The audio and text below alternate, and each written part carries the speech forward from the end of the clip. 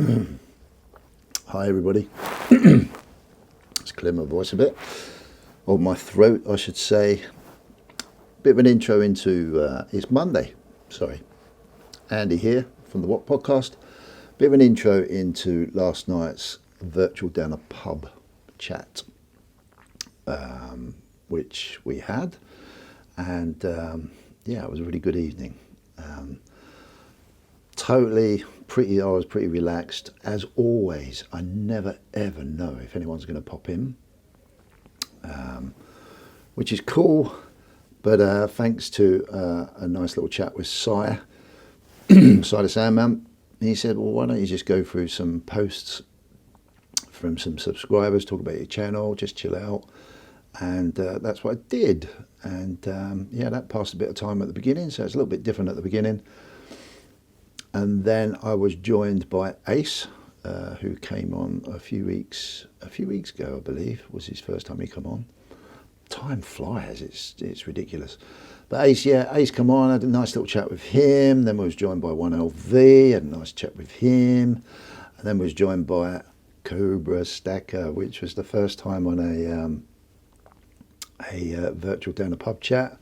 Cobra come on, we had a great chat with him as well. He joined in the conversation. And then Kim Azabi dropped by and we had a great chat, all sorts of things. We went all over the place, proper down a pub type setup. A lot of finance talk, a lot of it goes over my head, but yeah, it was interesting. Seems to be a lot of fear out there. So it's good that, pardon me, it's good that I've got this space there. People just come along and unwind, talk about what they want to talk about, and it's working lots and lots and lots. So yes, hope you enjoy it. It's a few hours long. Don't forget, if you want to join, be a member so you can participate in these sort of things. There's always a link in my channel. There's a join. It's under £2. There's a join link in every description of my video. I think, if I remember to do it. Not perfect, just an old fart trying to get by. But yeah, thank you very much. Don't forget, please like, subscribe, put your notification bell on, all that stuff, so we can really get this channel growing. And yeah, look after yourself. Take it easy. See you soon. Bye bye.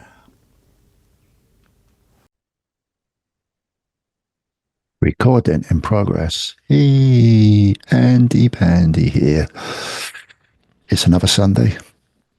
It's another down the virtual pub chat. We'll see who comes in this week. The time goes so quick, it's ridiculous. I can't believe it, really. I really, really can't believe it. Anyway, I hope you're all well. So, quite an eventful week. Been all over the place. Been to Berlin this week. They have a thing called a World Money Fair in Berlin. It's the biggest one in the world, I believe. I think it's bigger than the one in Chicago in the USA. Yeah, it's great. Last year I went with Cobra Stacker, channel member here, and this year I think it was 13, 14 of us met up. Quite a few people from the gold and silver stacking community in the UK here, which was lovely. Really enjoyed it. Two other members, Cider Sandman, he was there. He's a member of this channel too, and Coin Noob, he's a member of this channel too, and he was there. So it was lovely to meet them in person. Had a wicked couple of days. More than I can say for the flight home. Disappointing, to say the least. So yeah, but other than that, been busy at home. Weather's been a bit rubbish. It's been dry for a change in the UK where I live, but yeah, it's still a bit chilly. It was chilly in Berlin when I left Friday, but it's been a very lovely day here today with the sun out. Still cold, but the sun out. Anyway, while we're waiting to see what happens, just thought I'd have a quick chat about the channel. Now, I thought it'd be a really good idea. Actually, it wasn't quite my idea. It was Silas Salman's idea. He said, wait, Tim, why don't you just have a chat about your channel? Go through your members section, go through your subsection, read some comments out. And I thought, damn, what a good idea. So thanks, Si. Really appreciate that. Really appreciate that. So that's what I'm going to do. So if we have a look at the channel at the moment, excuse me for moving my head, but I'm looking at another screen. We are currently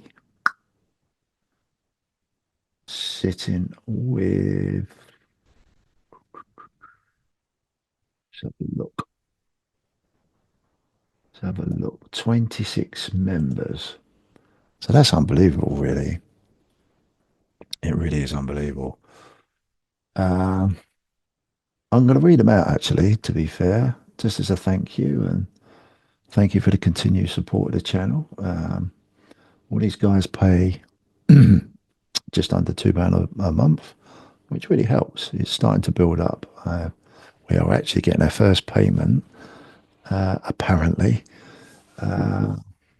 towards the end of February, apparently. So we'll see what happens there. But we'll just see what happens. I've heard all these things before, but I don't quite know how it all works yet, but we'll find out. But I'm going to read out the members list. We've got Namaste, Selkan, Merrick Borowski. Hopefully I've said that right. Traveller Jim, Mr. Beardman. Silas Sandman, Mr. Beardman. Kind noob, Mr. Beardman. I've got lovely big beards, these guys. Ace, Lance, Carlos, Thomas G, James Clark, Miles Beckler, Ivan H, Find the Silence, Riddle Black, K&K, 1LV, Camel Finance, Cobra Stacker, Kamazabi, Average Geo, Jake M, Daft Precious Metals,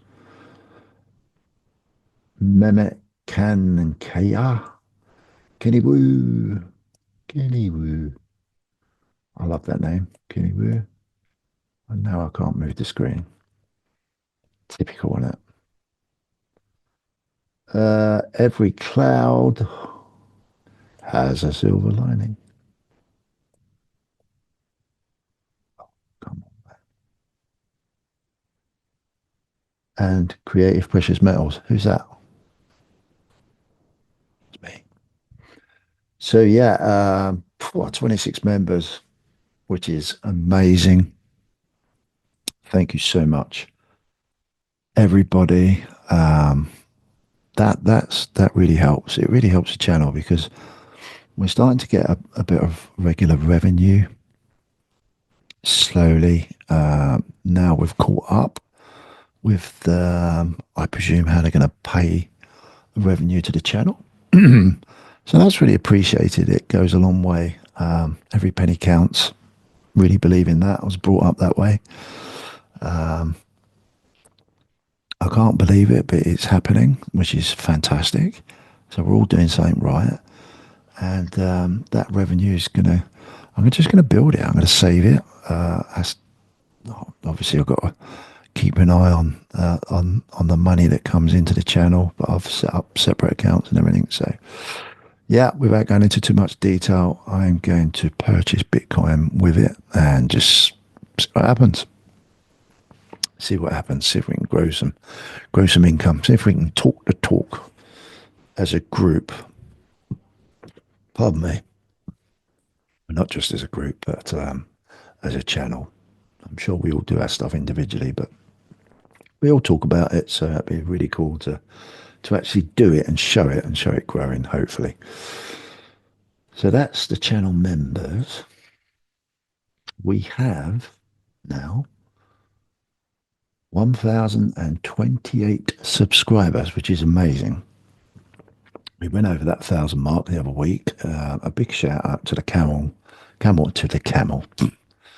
Finance and the Camel crew for piling over. great support there.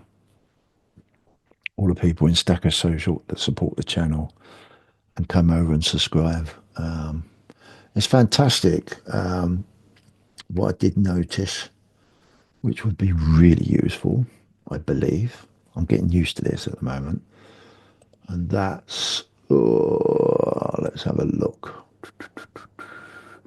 We haven't got a lot of ladies subscribing. It'd be really cool to get some ladies subscribing to the channel according to these metrics. But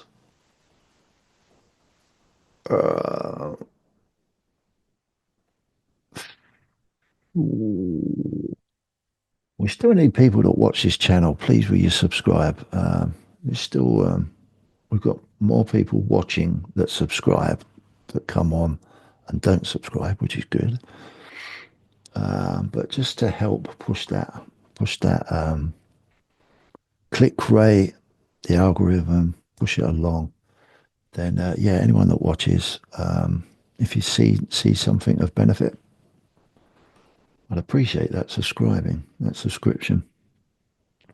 That'd be good. Obviously, keep your notification bell on. Never thought I'd ever hear me say that. I always used to listen to loads of people say that. Never really understood why, but I do now for sure. But yeah, mostly male. Demographic wise, if anyone's interested, the highest demographic is 35 to 44, which didn't surprise me, to be honest. So that's quite cool. And the younger generation, the younger demographic is starting to go up a bit now as well, which is great. Got more subscribers in the UK than anywhere else. Makes sense. Followed by the UK. Got some Australian people. G'day, guys. Which is good. German. Just been to Berlin. Canada. They've had a rough time in Canada, haven't they? So yeah, that's pretty cool. So yeah, if you watch, you like, don't forget to subscribe, obviously, because that so helps. We are growing. I can't knock it. It's bloody amazing, really, absolutely amazing. So that's a big thank you to everybody there. Right, I'm going to try and pick out some comments from subscribers if I can find them.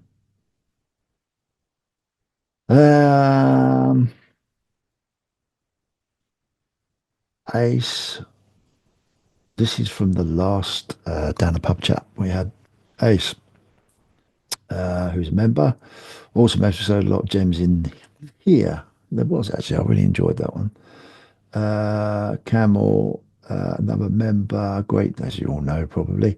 Great job, guys. One love, like that. One love. Briggs. Now, Briggs are 17755. Now, he's been around this channel for ages now. And my old channel, which, by the way, I'm bringing back, which would be good. So you need to get over to Creative Precious Metals and subscribe over there. We'll talk about that if we get time to tonight. He was saying the first 100 subs is the hardest. They tell me he's not a YouTuber, lol. Only up from here. Hopefully, dude. Hopefully, Blistering Barnacles. He's so supportive. Excellent. Excellent to have around. Says good morning. And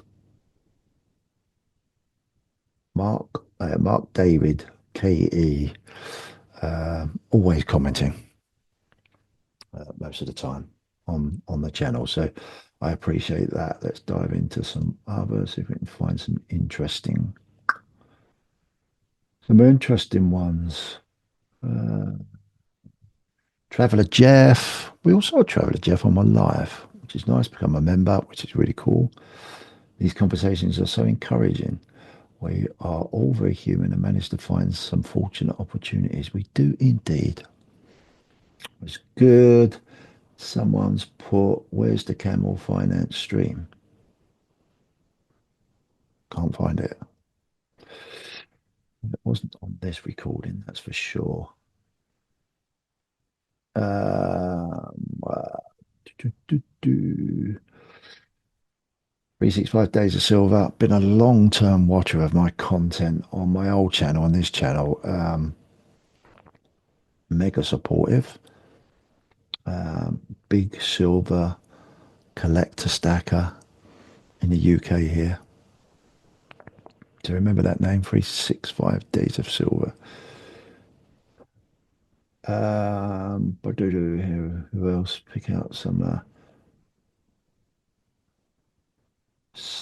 else. No, let's find another channel. I like this. It's actually recognizing my subscribers, which is cool. Or our subscribers. We have Marco Massaria. Massaria? He's sending love from Uruguay. Wow. So he either lives there, or he's on holiday there, or he's working there, maybe. I don't know. But that's really cool. Absolutely really cool. Your time is now, Gigi Gunagal. Um, she's loving the podcast, Andy. They really make you think and ask a question. That's what I'm trying to achieve here. It's not about my opinion is right or wrong or anyone's opinion. It's just having these podcasts and chats is all about getting the old brain going and asking ourselves questions. So I appreciate people see it that way, which is good. Jason Price, another subscriber. Nice work, fella. Thank you, dude. Colder Dreams. Love that.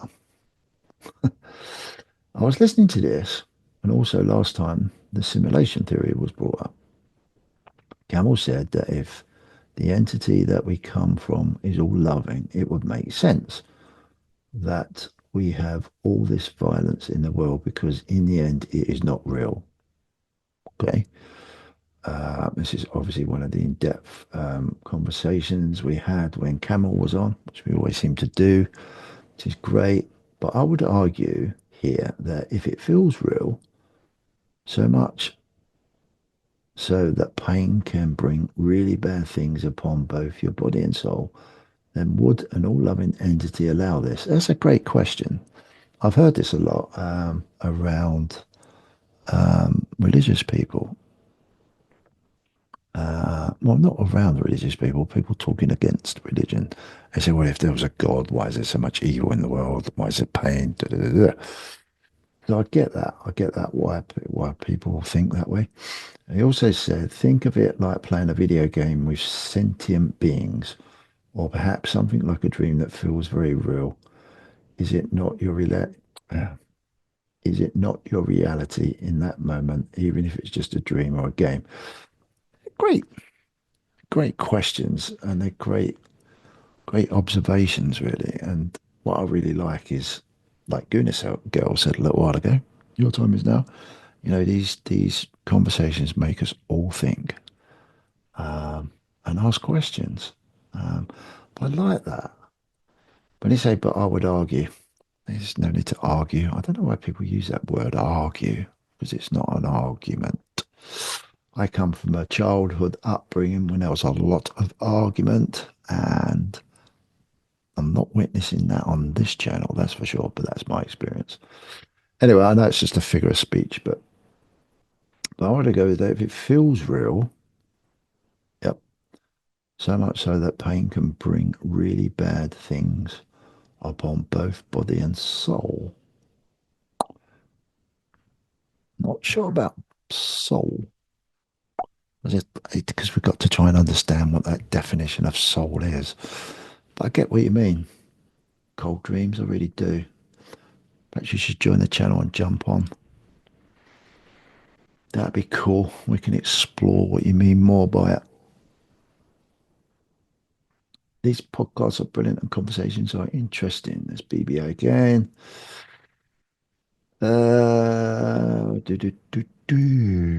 People saying good morning. People appreciating Darth and Coin Noob in the chat the other week. People saying thank you. Oh, here's another comment. Oh, from Makankaka. I don't know where he's from actually, but he comments a lot on my channel. He's a member. So read this. Whole podcast was amazing, but not like always, because this time topic was more deep, questionable, and also more meaningful. That's cool. I admit that a couple of months ago I just take double dose psilocybin more than I used to. That must have been the conversation about around mushrooms and things. All alone in the riverside forest nature. Wow, sounds pretty cool, doesn't it? And I didn't experience like, and I didn't experience like that before. It was little painful at first because of overdose. Not good. Which is why we said, look, got to be careful with all this stuff. Really have. And puke some, but after that, I'm sick. I can't. I don't know. I don't know whether I could go through all that. Who knows? Who knows? But after that, that was amazing. That's cool. So I can't believe that God. So I can't believe that God figure or simulation theory. My experience was telling me everything. This is it, boy. This is life. See it, smell it, taste it, feel it. And I'm doing that. And that's all. I can't decide the way of energy or godlike soul or something like that. I really don't know, but I'm in peace in some way. Well, that's really cool to be in peace. Maybe it has to be unknown, but you have to feel that in your deep mind. Either you can't explain or try to explain. Whole conversation, the speakers were amazing. I can't mention specific part. Whole is so nice to listen and think about. Cheers, all mates. That's really cool. I think English is a little bit broken. I don't know where he's from. I know it's maybe from Europe somewhere. I don't know, but yeah, might be a bit broken. But bloody hell, that's really cool. So yeah, it's another person that you just have an experience sometimes, and you just have to take it for what it is and work it out from there. Seems like everyone's experiences are slightly different, but a similar type energy environment, maybe, if that makes sense. Interesting, though. Very interesting. So, moving on. This is really cool, actually. It's given me the opportunity to interact with people, and we have Ace joining us as I speak. Hello. Hello, hello, hello. Can you hear me? Yeah, I can hear you, dude. Can you hear me? Yeah, I can hear you all clear, mate. You all right? Yeah, I'm absolutely fine, thank you. Fine, fine, fine. I was just sitting there because, like, I don't know if you've watched the past couple of episodes. I've always struggled to do anything, just waiting around Yeah. until someone drops in. But I thought this time, a good friend of mine suggested, well, why don't you just sit there and talk about your channel, go through some comments, go through some subscribers, some statistics. That's what I've been doing. It's just flown by. Yeah, I seen you hit the 1,000 milestone recently. Congratulations, mate. It's so cool. Ah, cheers, mate. It's thanks to everybody, really. I get a lot of help from everyone out there in the community, which is great. But yeah, Ace, I can't believe it really. An old git like me doing a podcast Nah. on YouTube, and I always think to myself, I'm never going to get to one, let alone 10. Then I get to 20, then you get to 100. It's Yeah, amazing. where did it all start from? Because I've only been around for like a couple months on the channel, so I wasn't really there for like the OG bit. But what led Okay, to you starting it up? okay. It's a bit of a story, but I'll try and keep it short. So I have another channel called Creative Precious Metals. You might have heard me talk about it. Yeah.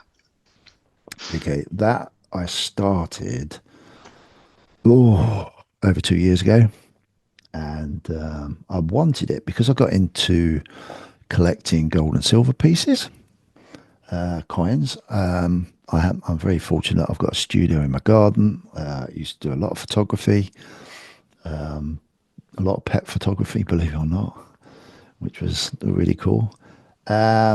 So I used to go over there, and I any nice looking coins with nice features on, I used to go and take pictures of.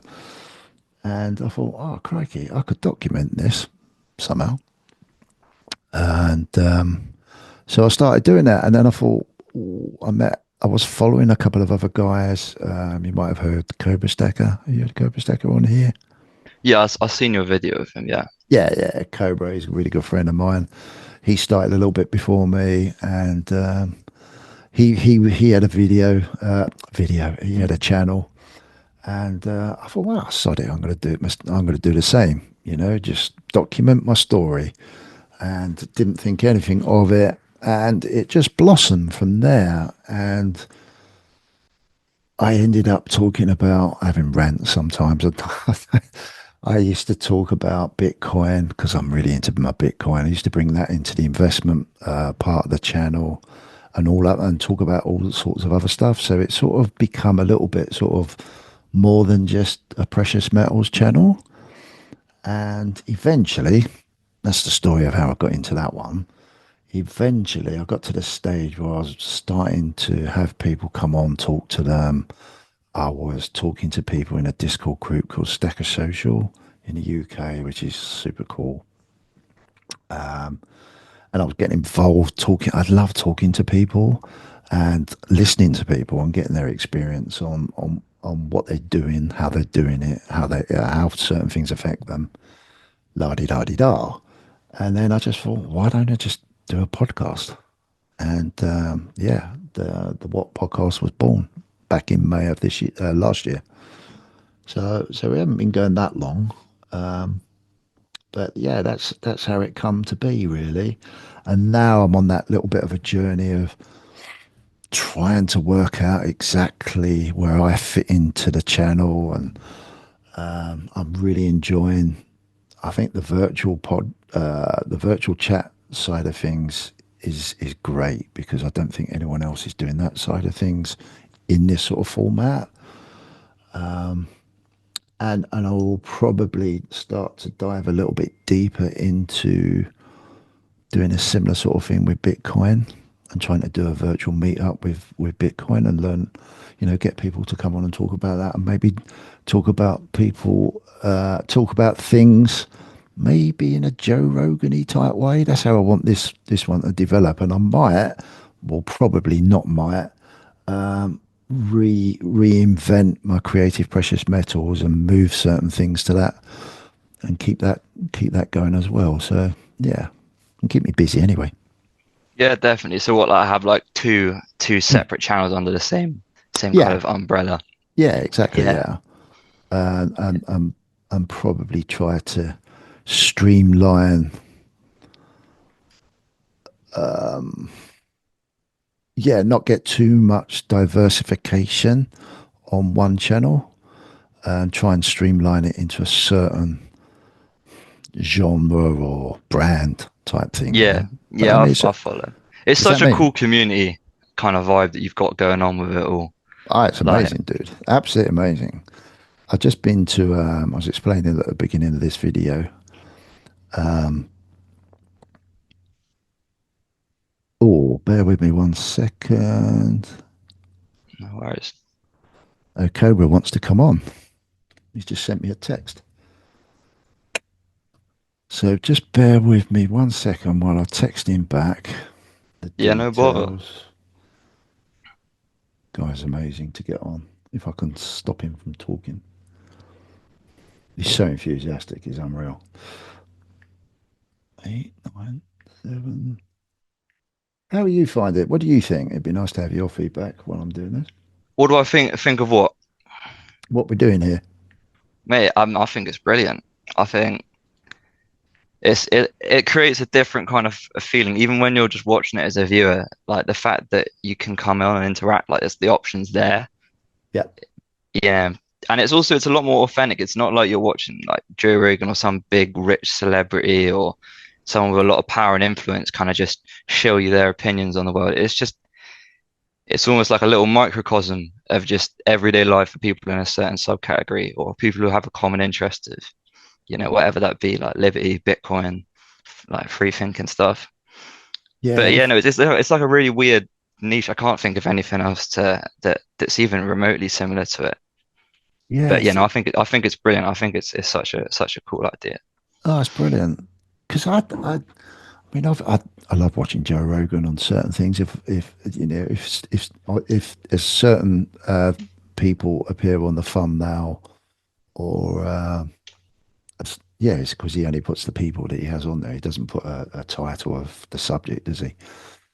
So yeah, I watch it, but I often sit there and think, well, man, wouldn't it be cool to just get normal people talking about the same sort of things, but at their level of talking? And I often feel that that's more relatable for the majority of us than the show, the showy side of it all, if that makes sense. Yeah, yeah, no, I definitely agree and see where you're coming from there. Hmm. I think that's really true. I really think that is true. I mean, Um, a great example. Sorry, cutting. A yeah, great no worries. example is, do you know when you come on the first time Yeah, and you shared your trips? yeah, Yeah, that could have been a well-known big celebrity, or a person that was established in the psilocybin world of science talking about that. But it kind of make, by you talking about it, you're a real person, you're a young guy, just talking about that experience, it just sounds so much more normal to me. And I think that's more relatable to the majority of the audience that watches this sort of stuff. yeah, yeah. No, and that's so cool. I'm glad that you found a bit of value in hearing that. But I think that's so true. I think a good example of something similar. It's kind of like with someone like these smaller camel, like if you see Chemo and Camel, yeah, who both they both do content as well. Um, and it's trading content. I think, if you watch people like them, it's so much more realistic and relatable and beneficial than if you watch some like, you know, some big guy with his Lambo or some even just the bigger faceless accounts. It's a lot more abstract. You don't feel any kind of personal connection or like they're real people. But with like smaller accounts that aren't, trying to grab your attention or take your money or sell you anything, that just do it for the sake of it because they want to do it. I think you get such a more authentic vibe. Yeah, And yeah, the cheers. exact same with yourself. It's not like you know, you're not you're not going adverts, you've not got sponsors, you've not got any narrative to push.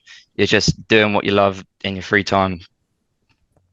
Yeah, 100%. It's really interesting because did you see the one where we was talking about, what if this really catches on and goes mad and scales up, Yeah, yeah, no, I did you see know, that one. Yeah, yeah, what are you going to do? Like Campbell's go, well, what if you was offered 100 million, whatever? And it's really interesting. It's those thoughts, and obviously when it's not happening, then you think, no, I can just be myself. I'll always be myself. And then you just sit there and you think, will I be myself? I hope I am. But I think that's the advantage of where I am in my life now. I'm not I'm not chasing it. I'm definitely not chasing it. And for me, the simple answer, if I can really keep my feet in the ground, and I want to be held to account when I say these things, that I would rather, if we get that opportunity going forward, build something as a community and make it worthwhile for the community, not for me personally. That would be something that I would have a big challenge to try and deal with. But that, if I could do that in a way where the majority of the community saw the benefit of it somehow, what we do with it, or how, I don't know. But that's yeah, definitely what I want to do going forward, hopefully. yeah. No, I think anything along those lines, just keep on. It'll just add to the authenticity of the channel, and I think that's that's kind of the unique selling point. It's the attractive factor about it. It's just a very raw and authentic space. Hmm. And yeah, by coming at it with that attitude, you're not money hungry. You're not trying to get anything out of it other than giving back. It makes Hmm. it so much better. It makes it so much more valuable. Yeah, I was just saying, we should get our first payment on the end of February, which isn't a lot of Oh yeah, money. you're eligible for ad rev and all that. Oh yeah, Yeah, yeah. So all I'm going to do is put that into Bitcoin. I'll document it. yeah, We'll save it yeah. up. Nice. Yeah, we'll just I'm not save it going to up. start having adverts every 5 minutes now when I'm trying to watch the video. Yeah, sorry. Nah, I'm pulling your leg, but no, that's so cool. That's so cool. You're just Yeah. gonna DCA then, Well, edit. and just Yeah. Hopefully, we just get that yeah, so much a month. I think it's not a lot, so 30, 40 quid, something like that. But it mounts up. yeah, neat. Yeah, no, definitely over time, man. It Keep on. mounts So up. I'll tell you what, you'll like this. I got my first piece of physical gold this week. Whoa. My first little bit Okay. of the stack. I'm dying to know why. What made you go Why? that way? Yeah. Um, Is well, this your first? I Sorry, mean, is this your yeah, first go piece for of it. precious metals, or? Yeah. My first Okay. piece of like precious anything. Um, I mean, it's it's hard money. It's in my hand. No one can take it away from me. I own it. It's got intrinsic value. You know, I mean, I've done quite well for myself, kind of throughout my life. I've always made money. I've always kind of stacked money. I've always done all right. And obviously, I've in the past few years, I've come into the idea of investing and then onto that trading. And it's just I don't know. It's a sound. I think in my head, it's a sound decision for preserving my capital. And I like the self custody aspect of it. It's mine. It's not controlled by a bank. It's not. No one can tell me what to do with it. And it's nice and shiny as well. It looks cool. But yeah, That's I've been meaning to do it for some time. I just took some of my dollars that I had sitting in one of my accounts and just swapped them out for some. I think just start getting the stack going. And from I'll probably get some when it comes time to get rid of my Bitcoin. Temporarily, obviously. I'll probably swap it out for gold before I swap it back for Bitcoin again. I'll probably get myself a nice little decent stack going. But yeah, I don't know. I mean, obviously I've watched some of Camel's stuff. I watched some other people as well, not just him, talk about it. And I kind of took some time to educate myself about the value of it and why it's gonna why it holds value, what makes it safe. And yeah, it's it's. Oh, there you go. you'll love it if Cobra comes on in a minute because he's gold fanatic. Yeah, Absolutely gold fanatic. Oh no, congratulations, well done. It always thank feels you very good, doesn't much. it? It always feels Yeah, good. yeah, no, it's nice. I've got it in front of me right now. I'm just looking at it. It's like it's nice to have something that you can hold in your hand. Yeah, and because gold's got that gold thing going for it, Yeah, um, it kind of, I don't know, it's interesting. I don't know if you feel the same way, but it's different to holding a piece of jewelry. Totally different. I know yeah, it, I don't know what you've bought, but if it's 999 gold, it's pure. It's as pure as you can get, basically. yeah, If yeah. it's a No, if it's a sovereign, it's I think 22 carat, but it's still of a great piece of gold to have. But it's just different to like I've got a wedding ring here, although that's got a lot of meaning. Watch out for my wife, just in case. It's like, although it's got a lot of meaning, um, it's not the same as holding a sovereign or a quarter ounce gold yeah. Britannia I don't know or what whatever. you call the one I've got. I've just got it's the 999 1 ounce Britannia 2025 with the Charles on it. So is that a sovereign? Or I don't know what you call. I don't know all the Now, if names it's for got these, but Britannia written on it, it's a yeah, 1 ounce Britannia it's got coin. Britannia on it. Yeah, and it's got Wow, the little dots. But it's cool. It's heavier than I thought it'd be. they Like are they're really deceiving. heavy. Mm. So yeah, no, Wow, that's that's a pretty great cool. that is a great purchase for your first piece. Yeah, I That wanted to get. I want to get. I don't know. I seen it in one of your videos. I don't know where it's like. I was trying to have a look online to find it, but maybe for my next one, it's like the Bitcoin one. I don't know. I think you've got it. Have you got it? Did I see it in I one of your haven't videos? There was that like a I 1 ounce haven't Bitcoin. yet. No, only in silver and also Ah, in. I've got to collect all the Bitcoin silver ones that I can, obviously, because I'm a mad Bitcoin stupid person, but love it. So I've got some bits out here. Bitcoin coin here. I don't think I have. But no, I also had a um, silver coin, but gold gilded.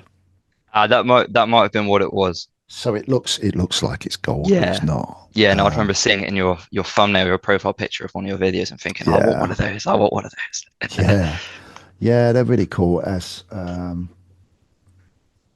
yeah, it's amazing Yeah. what Cobra made me. Can you see that? Cool. Look at that. That's not too bad, is it? Did you make it? How do you make that? He Is made it that on a handmade? on a 3D printer.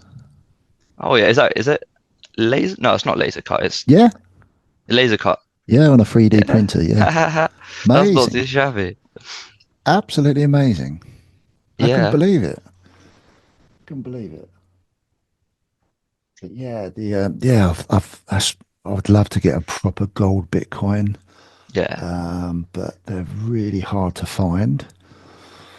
Um, and the ones I've found are like silly money. Yeah. Absolute, the premiums on them are ridiculous. Yeah. No, that was the problem. I tried having a little just look on Google and I was just like, the only one I found was stupid. Yeah. Mm. And you have to be really careful who you're buying from. Yeah. Yeah. And I wouldn't want to buy it. I wouldn't, I'd want to go like, I don't know if they're like in person, like auction stuffs or, Yeah, you have to be very, very careful. yeah. Oh, well played you. Oh, I can't believe that. You wait till he comes on, he'll be over the moon.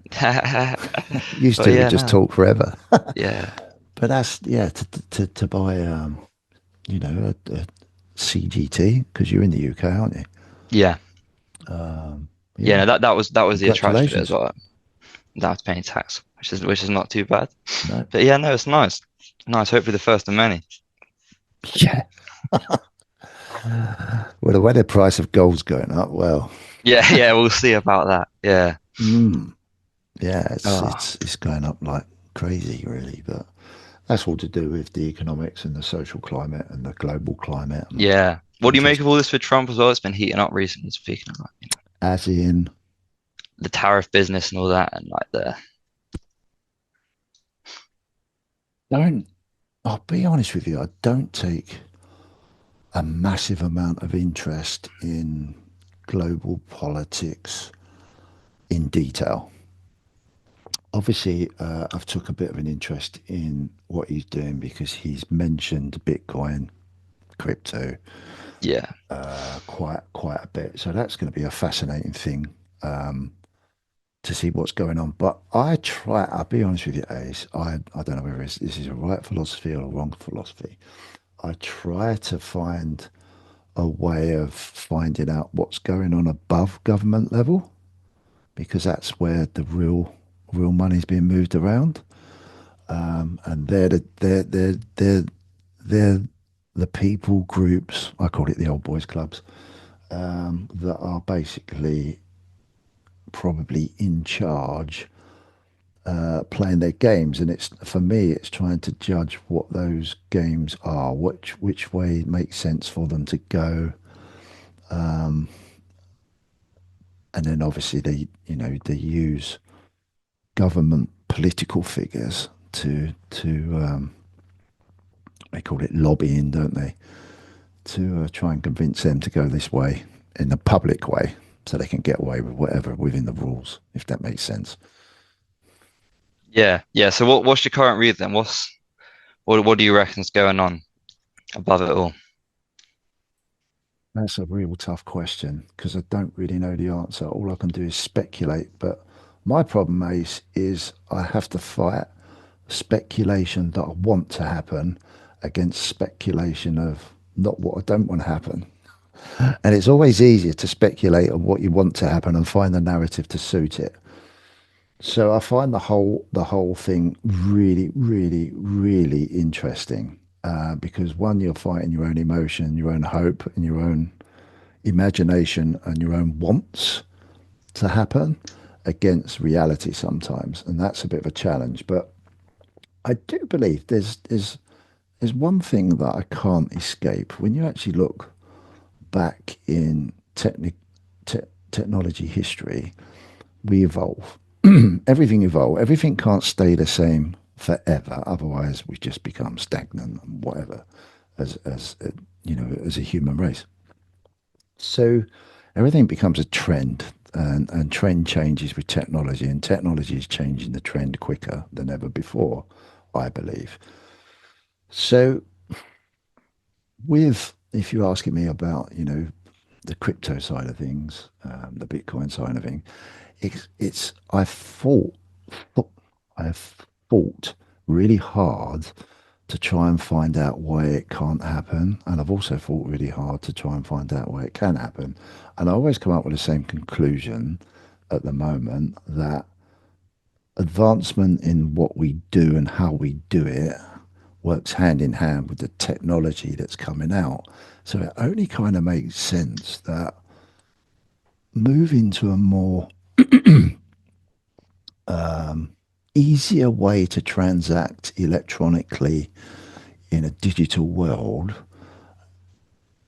makes total logical sense to me. Whether I like it, dislike it, I want the old way that I've been used to for 60 years. It's irrelevant.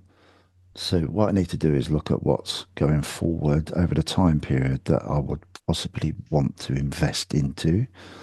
And also, I'm very fortunate to have a youngish family. Well, not young anymore, but a family that I'd like to help and educate on that journey too. So I look at things that my son is doing. I look at what my son could be doing in 20, 30 years. I look at my I've got grandchildren, and sorry, I'm just replying to Cobra again. It's very rude of me. Sorry. No, no worries. It's all right. Um,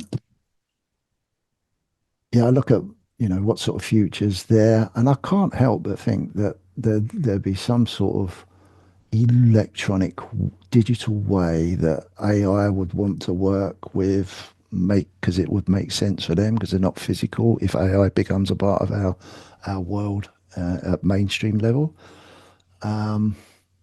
I can't see it being avoided. How it's going to work and how it will get there, that I'm trying to work out. But I can definitely wading through all the noise, which is really difficult sometimes because everyone's got a massive opinion on whatever. But trying to wade through all that, I keep coming up with the same conclusion that it will probably be inevitable. But what that inevitable will look like, I don't know yet. But I know I it makes I don't know because that's a harsh word to use, but it makes sense to me that it will become something. Timeline wise, don't know. I think probably if I'm thinking that at my level of limited knowledge, I'm sure higher professional people at the other end of the scale probably thinking of the same sort of thing, but in a different way. So yeah, it's interesting, mate. It really is. We are at a very Yeah, interesting time at the moment. Really interesting. yeah, yeah. That's all assuming CBDCs don't come and take over as well, isn't it? But It is, yeah, no, yeah. you can hope not. But definitely for the AI thing, I mean, it because you don't need to have a bank account to own it. AI can, transact with with other AI entities through through crypto stuff. And I mean, the Yeah, adoption it's seeing, yeah, no, I struggle to see it having a big place in the world stage in the future. yeah. I Espe- can't see how we can't really, because yeah, you know, especially it's come very far as well. Regardless of whoever you think created it, and I'm sure it's a whole another rabbit hole. Um, in the short space of time it's been around, it's had already a big impact and kind of changed the way people look at things to a certain extent. And it does, and it's sort of the Bitcoin, especially when you go on the Bitcoin journey, and you put more hours, more hours, more hours, listen to different opinions, listen to quite logical opinions. Sort of words that logical opinions that aren't too one way or the other, but kind of make sense. Then, yeah, I just cannot see why these sort of things won't happen, other than the people that are in control at that upper level. And I think that probably it will be down to them when they turn the switch on or off, or when they decide, yeah, okay, we're all ready. But I'm sure they're going to have their finger in the pie for most of it before we do. Yeah. That's the way it Yeah. looks like to me, anyway. Yeah. No. So I guess you could say, that if you can't beat it, join it from their standpoint. You've got going to have these countries and whoever else, starting to stockpile it all. And then obviously the everyday person's looking at it thinking, oh, I can't buy that. It's too expensive. For all the big money pours in, and it just keeps on going up, even if it doesn't go up immediately in the short term on a longer time horizon. If it follows on the trajectory, it's on a adoption on a large scale, then yeah, could end up with them just holding half the bag, Yeah, which definitely. which would be a shame because it kind of almost goes against what it stood for in the first place and it, and what it was born out of. it's really interesting. I was listening to a pod today, a guy I've never listened to before, and he was talking about that. And he did, I mean, I can't quote him now, but he was saying along the lines of, well, when, do you know a little bit of history about Bitcoin? You know Yeah, about yeah, Satoshi yeah, Nakamoto, don't you? yeah, yeah. And you've got the cypherpunks that were trying to come up with ways of, you know, using cryptography and bits and pieces. And have you heard of a guy called Hal Finney? Not off the top of my head, no. Okay, he was one of those guys. Unfortunately, he's passed away now, but he was one of those guys that was working in the background, exchanging emails with Satoshi Nakamoto, Adam Back, all those sort of people back in the day, trying to figure out how this could work. And he was saying that they in one of the emails, Hal Finney's exchange with Satoshi Nakamoto, he said, "You do realize that this won't work out the way we think it will work out in the future, that inevitably big money will come in and try and dominate the space." Yeah, And where are we now? yeah, yeah, no, exactly. And so the fairy tale, I look at this, Ace, as the fairy tale when we find something new, because we've been so suppressed at the peasant level, I call it, for so many years. The fairy tale is, oh, we've got a chance to be equal. Probably in reality, we're always going to be at that peasant level. So inevitably, if there's a use case for anything in this world, then people that have got access in a bigger way will try and gobble it up or use it up or accumulate it more. It's like gold. Yeah, You can say about gold, we'd all like to have, I don't know, 1,000 ounces of gold, yeah, but we can't. yeah, But there's a damn lot of people that have. yeah. It's There's just there's it's countries. Sorry, there's countries with tons of gold. That's not fair, is it? And I'm sure when gold was discovered back in the day, then it was something for everybody. But Yeah. I mean, I was looking, tell you what, speaking of, I was looking recently back at, the 1930s. You familiar with what happened then with the gold in the US and, seizing it all, government yeah, just came and yeah, took it all and then marked it up. It's like, it's, it's the human condition on an institutional level. It's just, it's greed and creates what do you call it, a moral something where when the negative incentive to not do something is removed, moral hazard, that's the word I'm looking for to an extent. yeah. It's weird. It's like it everywhere in Yeah, everything. You know. yeah. Hello, hello, hello. The Cobra Hello, hello, Stack. hello, nice to meet you. How we Cobra. doing, guys? Yeah, absolutely great. You'll be very pleased. Ace is a member of the channel, obviously. He's only 19 and he come on. I don't know if you see, he made a nice impact when he come on the first time a few weeks ago. Was talking about his mushroom trips, which is Amazing. fantastic. But he's just bought his very first gold piece. Okay. And I said to him, because I said, I'm sorry, something Cobra's texting me. And I said, I think he's coming on. Used to are really going to get on then. Where are you from? I'm from in the UK, man. I'm down in the southwest. Okay, wicked, wicked. And what was the first gold piece you got, bro? Man, I've got it. I got it here. It's the 2025 1 ounce 9999 Britannia. Well done. Well done. And Thank you, man. and what do you think of it, bruv? Mate, I'm well happy with it. Yeah. I'm well happy with it. It's in my hand right now. It's dead heavy and it's cool. It's mine. I'll own it. No one can take it off me. Absolutely. And now you know you're in trouble, right? Yeah. Because now you're going to be addicted. Yeah, man. Oh, gone down Well, the I rabbit love hole. gold. Gone down the rabbit hole. Yeah, you have gone down the rabbit hole. And the thing is, look, to get a 1 ounce, it's very hard for people at the moment. Obviously, everyone's having a difficult time and all that lot. And 1 ounce, the gold has been going up, so it's really hard to get that type of thing. But well done for doing that. But as I say to everyone, don't be scared to get like quarter ounces or tenths or, you know, whatever's right for you. Sovereigns, whatever. Yeah, man. Yeah, no, I think definitely I'm just gonna keep on stacking the chips up as time goes on. Good, good, good. Oh, well done.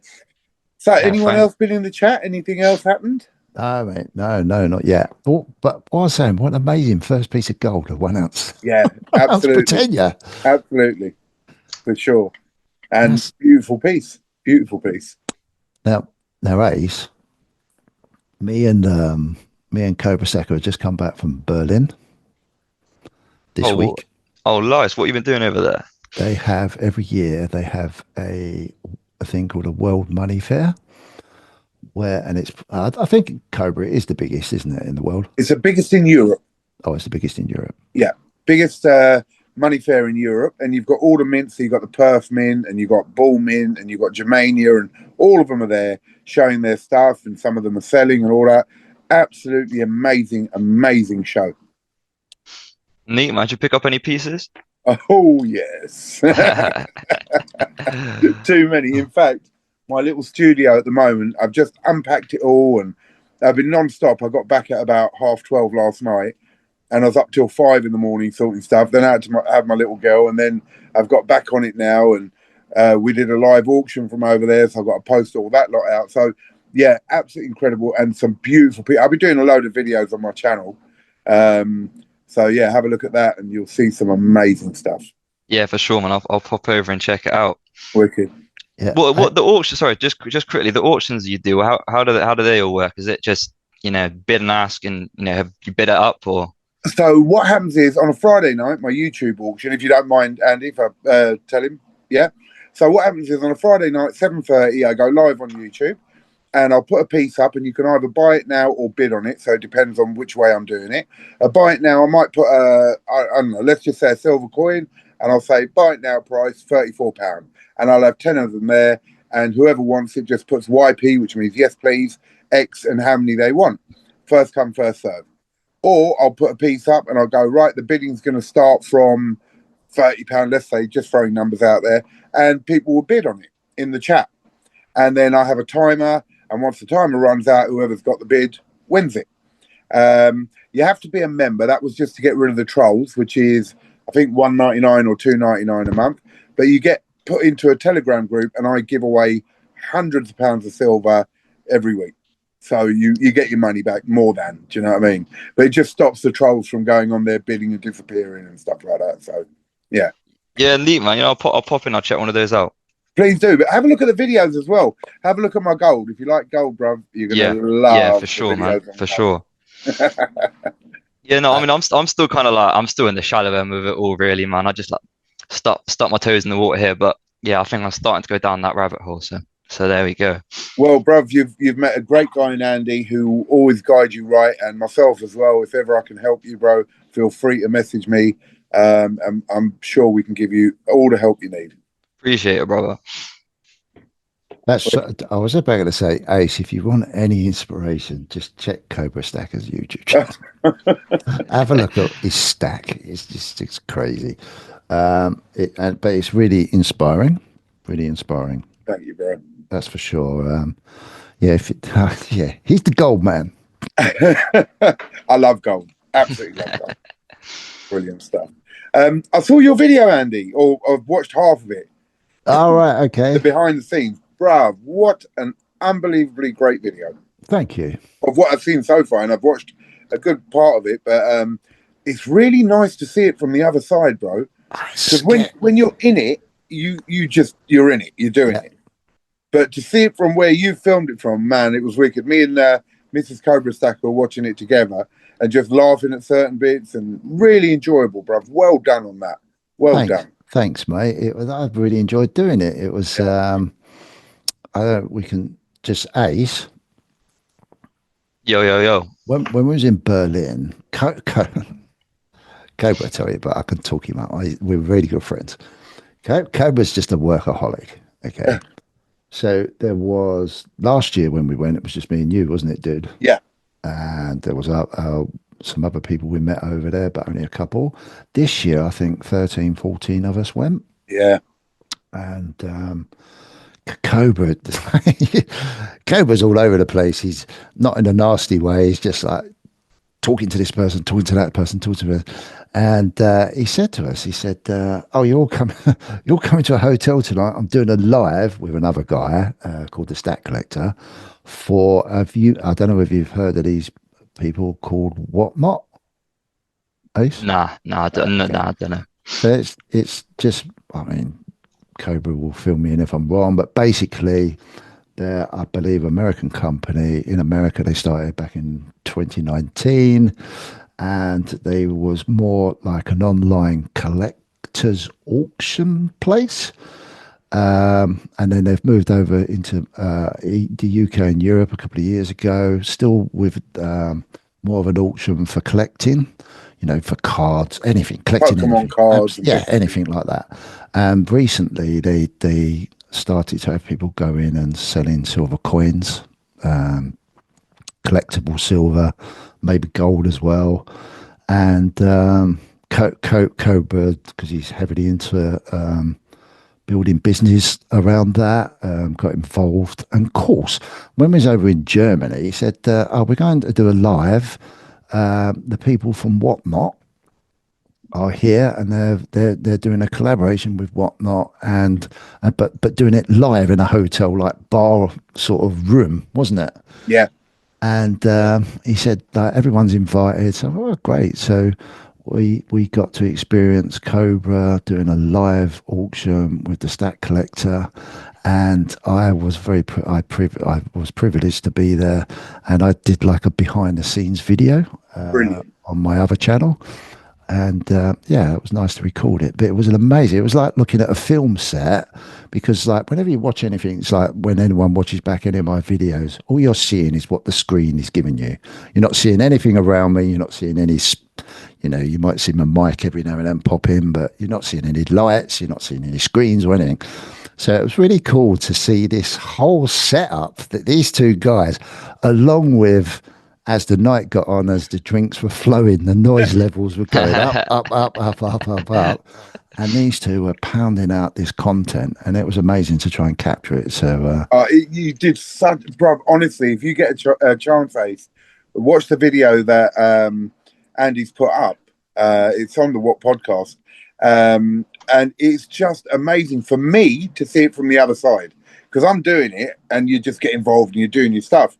But to look at it from the other side with all the stuff going on and the chaos is brilliant. Absolutely brilliant video. Yeah, where is it on the channel? I can't see it on the channel, man. I'm trying to have a look now and just it's not find it. I haven't put it on the What podcast yet. It's on Creative. Oh, it's on the CPM. Yeah. Oh, is it on I need CPM? to go subscribe to that channel. I need to go check that one out. Yeah. I didn't realise it was on CPM. I thought that was on the What podcast. No, I put it on there. I'm gonna all inclusive. First, I'm going to start it again. Brilliant. I'm going to start my other channel up. Brilliant. Really happy about that. And there's some great videos he did before that one, Ace, on the CPM Creative Precious Metals. And we all miss that channel. I mean, this channel, don't get me wrong, is absolutely brilliant, but we all miss that one. We do, for sure. Yeah, it's coming back. It's going to come back, especially my Whiskey Wednesdays.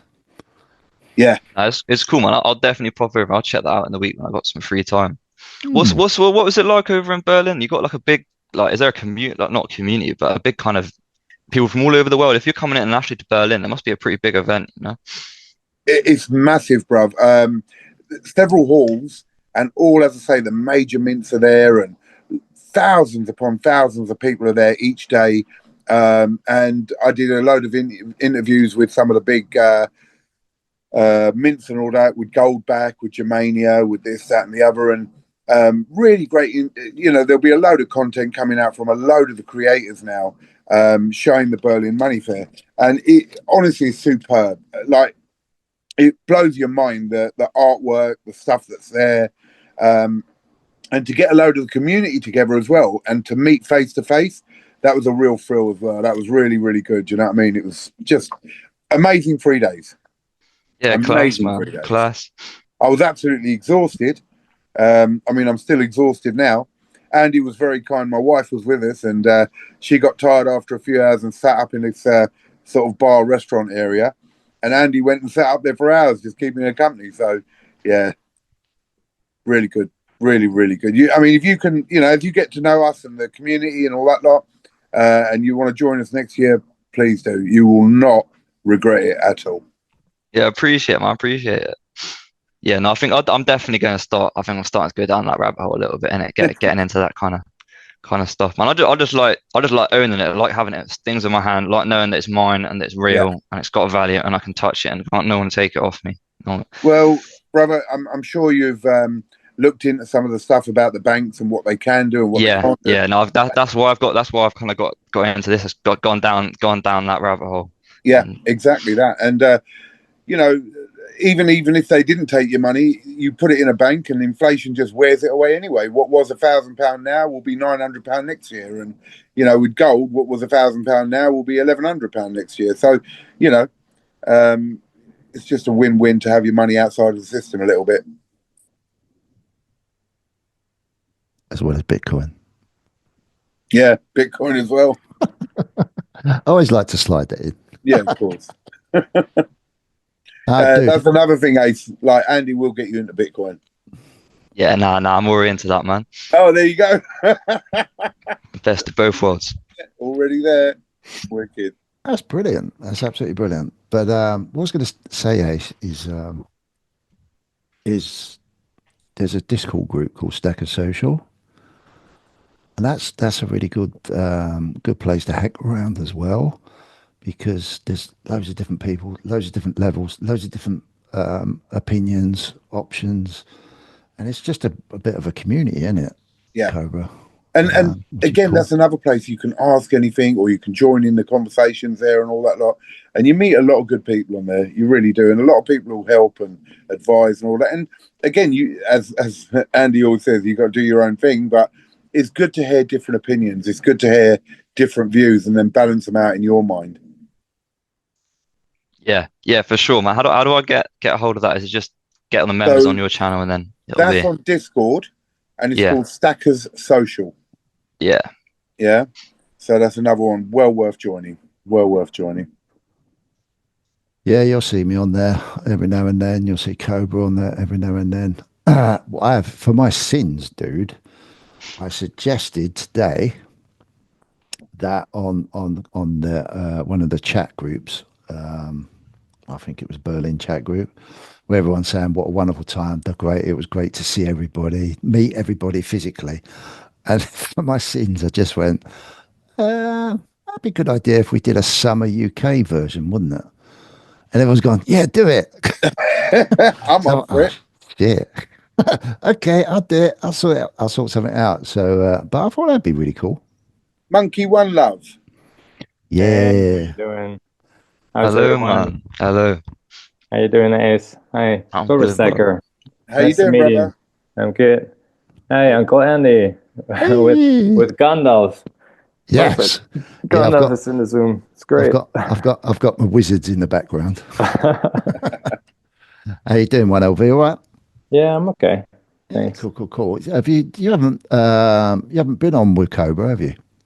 No. Actually, it's the first time. Yeah. Oh, pleasure to meet you, bro. Oh, likewise. Pleasure to meet you too. We was just talking about our adventures in Berlin when we went to the World Money Fair, and had a great time. And Ace was saying he's bought his first, if you don't mind me saying, Ace. No, not at all, man. Okay, cool. Well, yeah, I don't know why you wouldn't mind saying, because we told the audience, really. Yeah. Told the whole world anyway. Ace has just bought his first gold coin. Oh, nice. So, Cool. yeah, we was talking about, obviously, Cobra's in here, and Cobra's a massive gold, silver, collectible guy, very knowledgeable on the subject. So, yeah, I was just sharing a little trip. You into precious metals? Not too much yet, but I'm actually getting more and more interested, obviously for obvious reasons. But I have to admit, like, I just made a big mistake, and I was just watching the news, so I think I have to kind of recover from that negative energy a little bit. Oh. So yeah, it was just because of Trump tariff stuff, and just yeah, I don't know. It doesn't really fit with gold, but I was just kind of a little bit shocked by how certain things are framed. And so I thought I'll just jump in and into the virtual pub and relax a little bit, get some distance to the real world. Yeah, you can I guarantee was this. going to ask what exactly it was that he had done, but I thought no. If you want to relax, then we'll stay. No, Off I mean, yeah, no, it's just I'm kind of trying to understand a little bit what this whole Trump tariffs. We're just gonna like slam tariffs on Mexico and Canada and China. We're just gonna throw it all around. What it actually really means, and I have the feeling that the more I dig, the more I understand. Nobody really knows, so it's all kind of a little bit of a Trump style. Let's just throw it into the bucket and see what's happening. And I'm getting tired of trying to apply any sort of logic to this, because it's just random, and I think random things are best just coped with patience and I don't know, just I don't know, patience, I guess. I don't know. I think the way he's trying to do things is he's not looking at the global economics. He's looking at America and what needs to be done for America. Exactly. Now, by putting the tariffs on these companies which are outside of America, it forces them, like one from Mexico has already said, right, we'll open a branch in America, let's say. So it forces them to either pay these tariffs, which will go towards the government and reducing taxes, or to move into America, which will increase productivity within America. So what he's doing is basically saying, right, that's it. All I'm doing is for America now, directly. I don't care about the rest of the world. The negative side of it is that these other countries will then obviously retaliate with tariffs.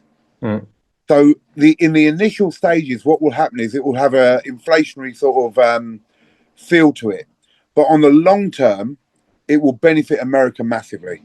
Yeah. No, I totally see that, and I mean that's a whole kind of reindustrialization narrative that is somehow, sold in a way as you can say, oh yeah, there's going to be a lot of jobs in the U.S. because we basically what we're going to do. I'm sorry, language, but we're just going to fuck over everyone else, and we're just going to go with America first because that's basically what you voted, and I cannot even I mean, I don't judge it. It's like if you voted for something and then he's just basically doing what he said he's going to do, but I'm kind of more like frustrated with the way how the world frames this. It's like I would like to see from other countries, like literally from every other country, much more indignation and much more, distance, like diplomatic and political and economic distance to this, because it's just, in my opinion, just a fast track to all of our demise. Because it just cannot work. Like if one country says,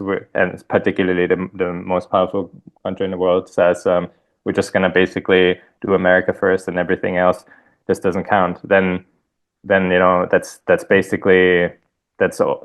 I wouldn't want to go as far as say all of our death sentence, but that's something that cannot work. It's not sustainable. It's just impossible. I agree to a certain extent that it's going to be very hard because everyone will retaliate. You're basically starting a trade war. Exactly. That's what he's done. He started a trade war. Everyone will have to retaliate to do it. The politicians in Britain or the chats that have been going on in Britain have already been saying, well, our government should think the same way and, not think about the other countries and just think about ourselves. Well, if the whole world starts doing that, it's going to be a bit chaotic without a doubt. That's what I'm saying. Yeah. Yeah. Hi, But I Kimo. do understand the point of it. I just agree with what you're saying, that it can cause a major amount of chaos in the beginning, a major amount of chaos. Yeah. But I mean, you look at the BRICS nations and all that lot, and what he said is, if anyone comes out of the dollar currency, the dollar trading, and all this lot, they're going to be whacked with 100% tariffs. Well, you're just making China and Russia go against the dollar more. You're actually making them go, well, right, let's speed up what we've been talking about. You know, they are going to pull out, and it's going to affect America negatively. So there are a lot of connotations, a lot of things that could happen from this. Well, we got one of our American brothers Zabi. joined us. Kima Zabi. Hey. Kima Zabi, it's all your fault. Are we talking Trump's tariffs? We are. Oh God, Dude, I've been looking into this for the past 3 days or so, and just contemplating it. What does it mean? What would it do? And it could single-handedly be the worst mistake the world has ever made. Yeah. I mean, there's going to be a trade war on another level. Every country is going to retaliate in one way or another, and it's just going to push the cost of everything up. But as myself and 1LV was saying, Trump is looking directly for America, that, oh, I'm doing it for America, America first. And I get that. And in some ways I understand it. But I think it's going to cause everyone else to retaliate in the same way, push the prices up on everything, and just cause a lot of I don't hassle. understand how that helps America. So my thinking, the way I'm looking at it, is the United States is not a manufacturing base of the world. We're a service-based economy. We push papers and answer phone calls. We're not manufacturing, and tariffs protect manufacturers. They don't protect consumers. Consumers are going to pay for it. So the cost of goods, like you're saying, is going to go up.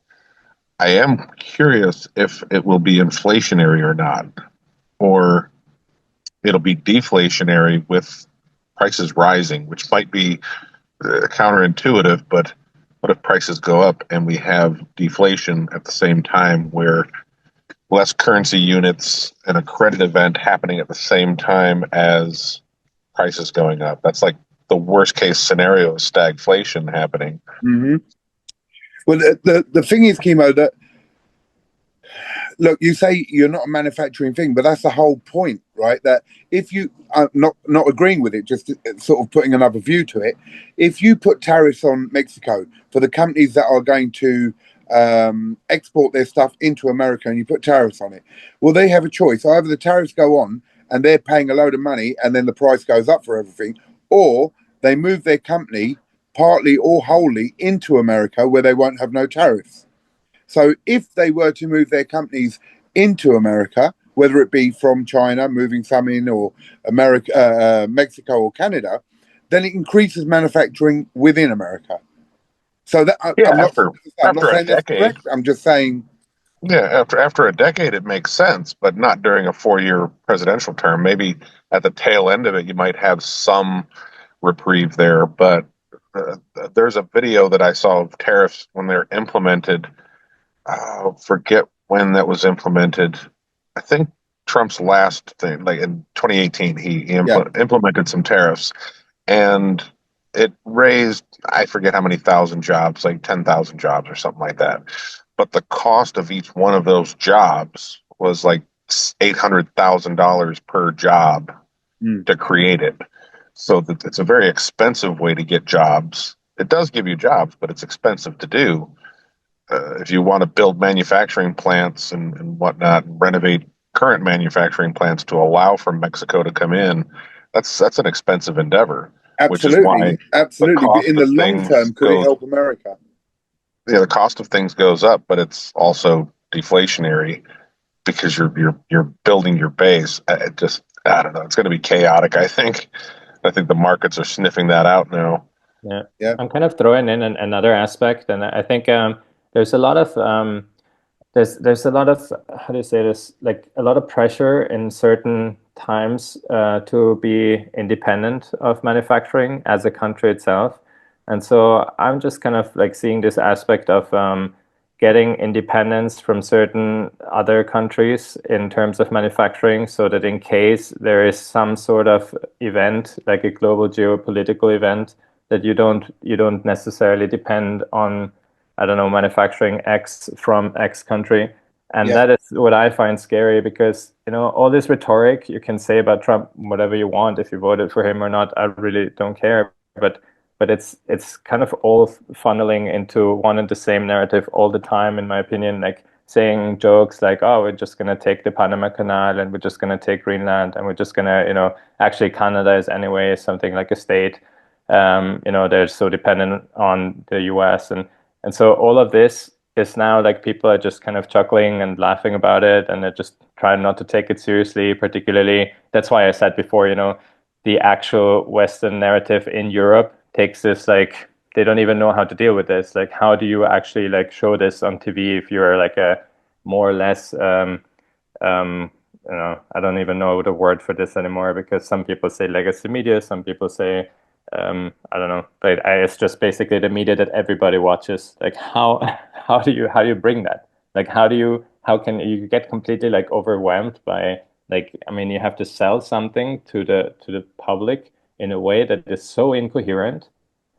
Like, I don't know how do you say that? Like, so there's this guy, he's actually advocating for America first, which is really bad for everybody else in the world, and somehow we have to we have to tell you that you still have to somehow be okay with that. You know, I don't get it. Like, he's Well, one that's other thing. that's the way of the world, though. Anything that's Yeah, good for America is bad for the rest of the world. yeah, I've said that for a long time. If America is in decline, I think it's good for the rest of the world.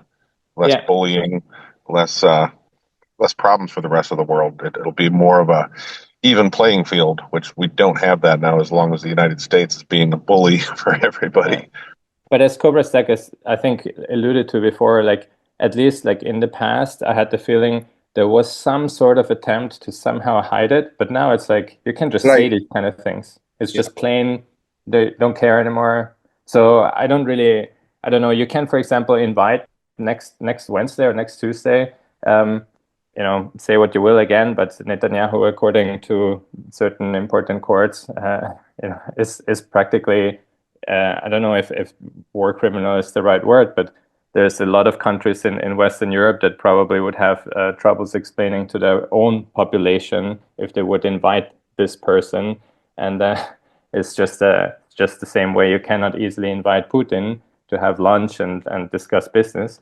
And so I'm just saying, these incoherences, they grow bigger and bigger. And I don't really want to start a conversation if I like this person, if I like Putin or Netanyahu. It doesn't matter. It's just about coherence. So if we live in a world where there's no coherence anymore, then anything happens, for just, it's, I don't even know how to say this in English. It's like there's open door, like open bar. Everybody can do whatever you want. You can get drunk at some point, shoot other people, do whatever you want, and it's fine because nobody cares anymore. There's no coherence. You don't have to. You just have to make money somehow, and then that's justified. So I Well, don't know. unfortunately, with your analogy of the open bar and everyone getting drunk, what ends up in the end is a fight. And Exactly. in the same way now, with what's going on, yeah, America will start putting tariffs on everyone. Everyone will start feeling the pinch. Certain countries will get together, and it could lead to war. Without a doubt, it could lead to war because, as I said already, the BRICS nations, with the threat that he's put on them, that if they go towards gold or they go towards another currency and move away from the dollar, then he'll put 100% tariffs on them, and they turn around. It will speed them up in their motive to go against the dollar, because the reason they wanted to get away from the dollar was they didn't want America putting sanctions or controlling them in any decisions they make. And now he's putting the biggest control in by saying, if you go away from the dollar, 100% tariffs. Well, all right, you've just made it clear that you are going to try and rule us like this, or make us do things the way you want to. So we are going to speed up this process. So yeah, I mean, I absolutely agree with you. If every country goes its separate way and does it all for themselves, then yeah, in the end, we're going to end up with war. Yeah, it's a painful process. The deglobalization, I think that's a painful process for every nation and could definitely lead to war. All economic wars tend to lead to wars. Yeah. And the last time we had these type of tariffs, I was thinking about this and kind of did some research on it, was back in the 1930s. Yeah. I forget the Schmoot something act or whatever, and they put so many tariffs across the board. It was just meant to be for the farmers to protect their goods, but then it went through Congress and everybody added so much stuff to it, and it just ended up putting 30% to 50% tariffs on every product, and the global economy shut down. So we could be looking at something similar where the global economy shuts down and then they rebuild it in their image, Yeah. what they want us to have, which is, likely a reversion back to gold as the base money. And we rebuild everything on a blockchain, and then everybody is surveillance and But surveillance I finance and all mean, that. you have this is the sort of subject that we've talked about many times before, that Yeah. they'll do things in a certain way to then push us into a system they want. The system, Yep. the current system is breaking down. There's no two ways about it. It's breaking down. So they have to come up with something to fully break it down and then rebuild it again into something else. And we talked about CBDCs, even though Trump apparently has turned around and said he's putting a stop to all CBDCs in America. But whatever the system, like you said, gold and the banks are still stockpiling gold, even at the price it's at now. They are still stockpiling gold. Why? Because they have to. Yeah, yeah. Because, like you say, that's the way it will go. But I agree. I mean, I think Trump even mentioned something about 1890 or something like that with tariffs. There was a period then, and it was the most powerful time that America had. And all Yeah, it this was stuff. very May have been. prosperous and stuff. He Yeah, said, yeah, very, very profitable. yeah, Yeah, I Actually, don't know about that, but we didn't have we had more manufacturing back then, though. We're a service-based economy now in the United States. We don't. It's a different time. Was it more profitable then? Yeah, I guess that's the way the government paid for certain things. That's before income tax and all that. So now we yeah, have tariff yeah. and income tax, so it's just a big money grab. Well, this is the other thing he said, is that he wants to get rid of tax in America, and he'll do it through tariffs. That's number one. Number two is we rely in the Western world heavily on China and Taiwan. Taiwan for all sorts of things like chips and all that sort of stuff, and China for so much. That with the way the world is at the moment, with the Western world and China and Russia and all the rest of it, is that another reason to pull away from them and start bringing it into America? I mean, I'm talking like I'm in America. I'm not. I'm in England. But, bring it away from those and start sustaining yourself with these things. It's a very complicated issue, and not all the facts are on the table. Yeah, yeah. We'll see the way this week goes. Yeah. We'll see the way the markets open up. The markets will let you know what they're doing. So in Monday, we'll see on Monday's trading session whether or not the market likes it or not. Yeah. It might be a total bloodbath, and here we go. Well, he enforced the Canada, Mexico, and China ones 25, 25, and 10 Yeah. on Saturday, right? Correct. Yeah, so they're in force now. So you're right. Yeah, come Monday, we'll see what the market says. I think gold and silver will shoot up because there'll be tariffs on that, and I'm sure Mexico was a big supplier of silver, I believe, was it, or was it Canada?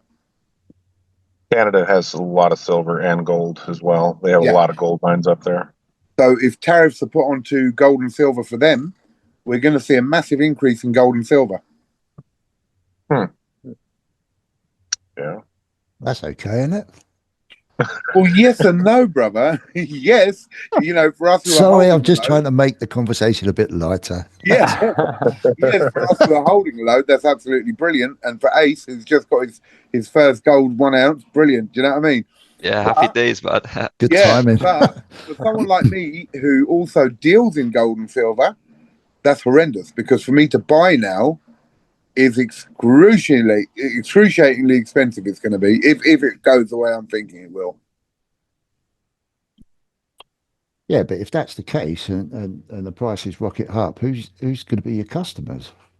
Oh, you'll get customers, but it'll be in fractional. It'll go more fractional and more fractional and more fractional, which is why we're going to do a big video on goldbacks.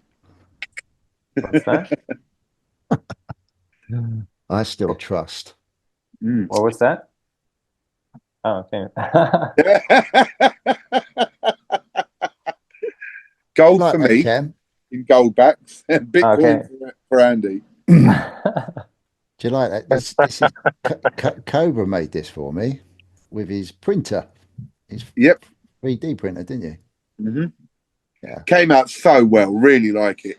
really cool. Really like that. Chemo, you're quite big into Bitcoin, aren't you? Yeah, I'm a big fan of Bitcoin, Send me gold your and silver address. as well. More silver than gold, but yeah, big on Yeah, Bitcoin. send me your address and I'll send you one of them out. Then I have to put my address out there. Yeah, I'll reach out on Telegram. Bro, I'm in the UK. I'm not coming round to rob you. I'd like that to be hand delivered, sir. Yeah. Okay, bro. Yeah, I'll reach out on Telegram. Sure. Wow. Well, thank you very much, guys, for coming on and totally depressing us all. Yeah.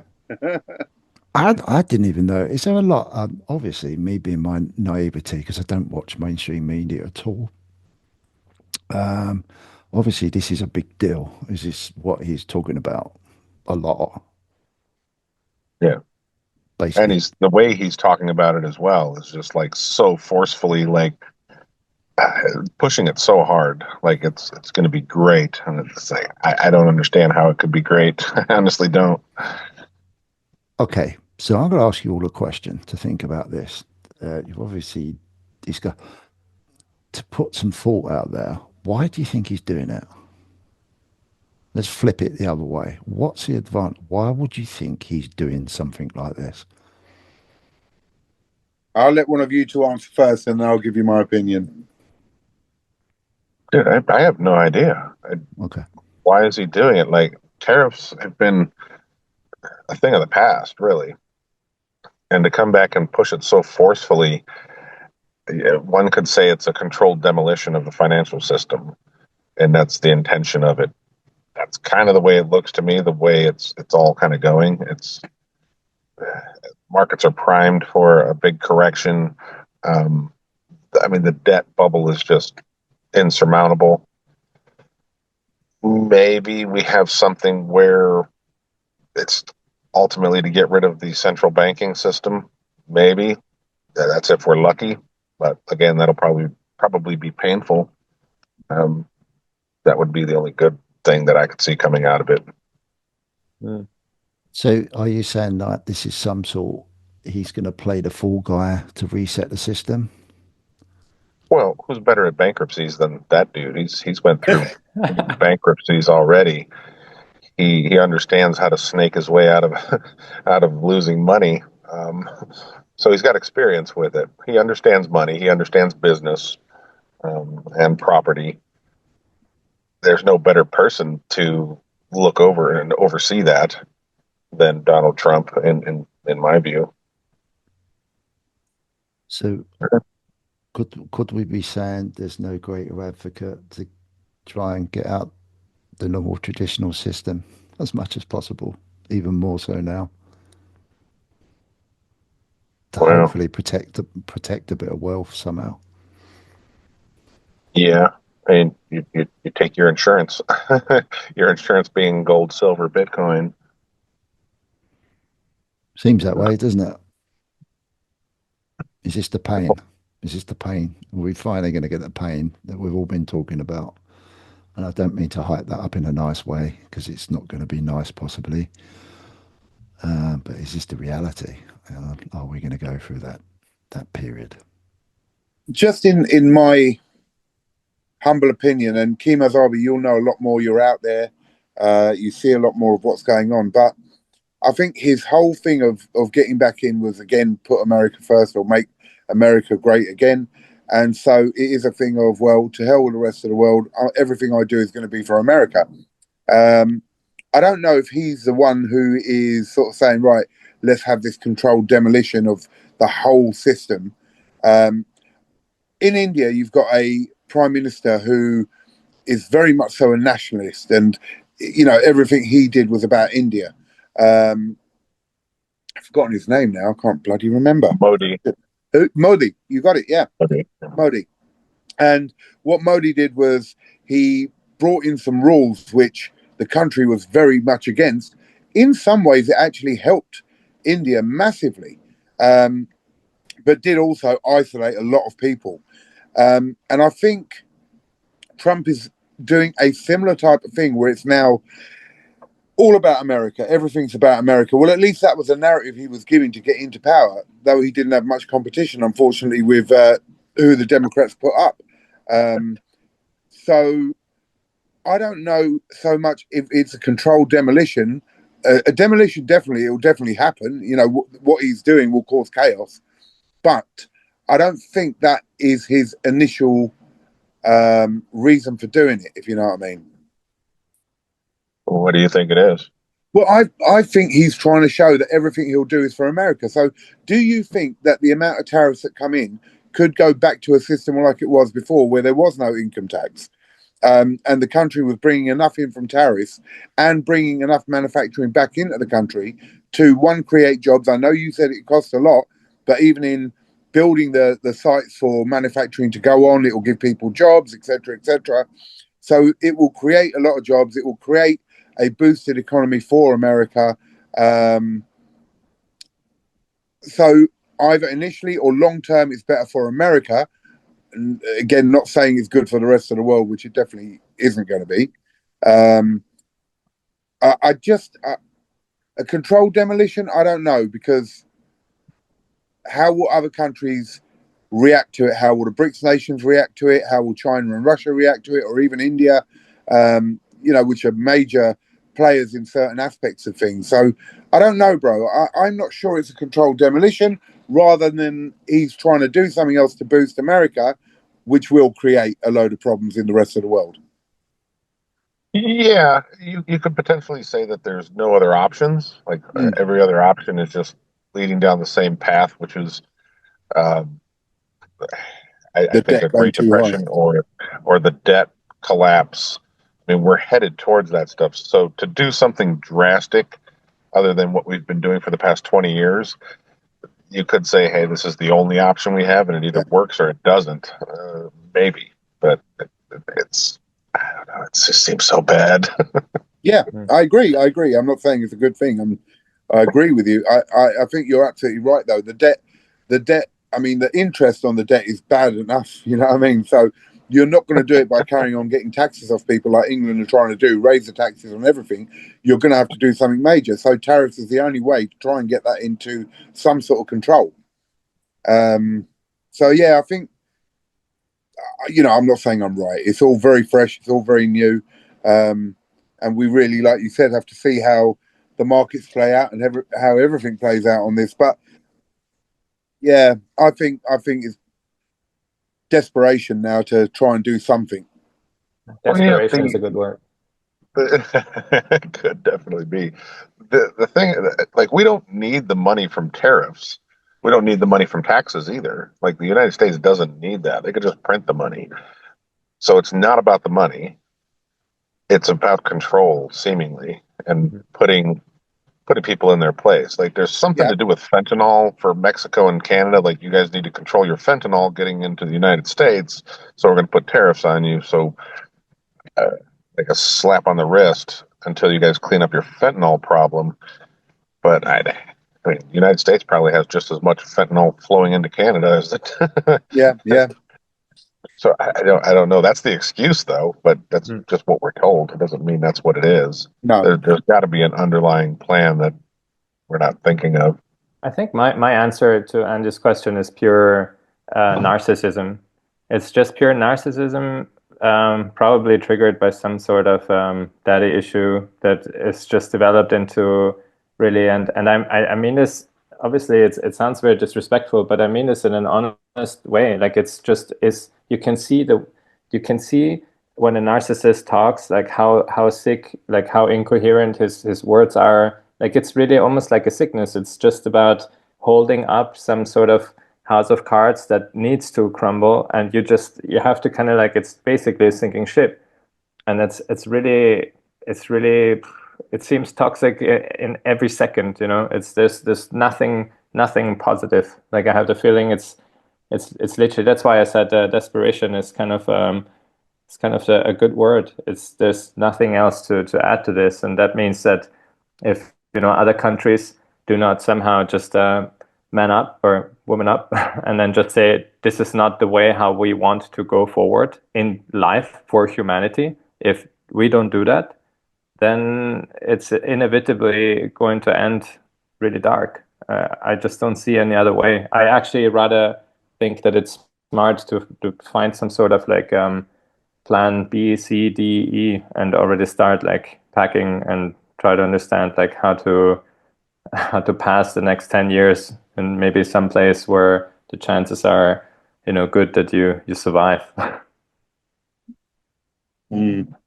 What did you say at once, Kem? There's nowhere to hide, wasn't it? There's nowhere to run to, baby.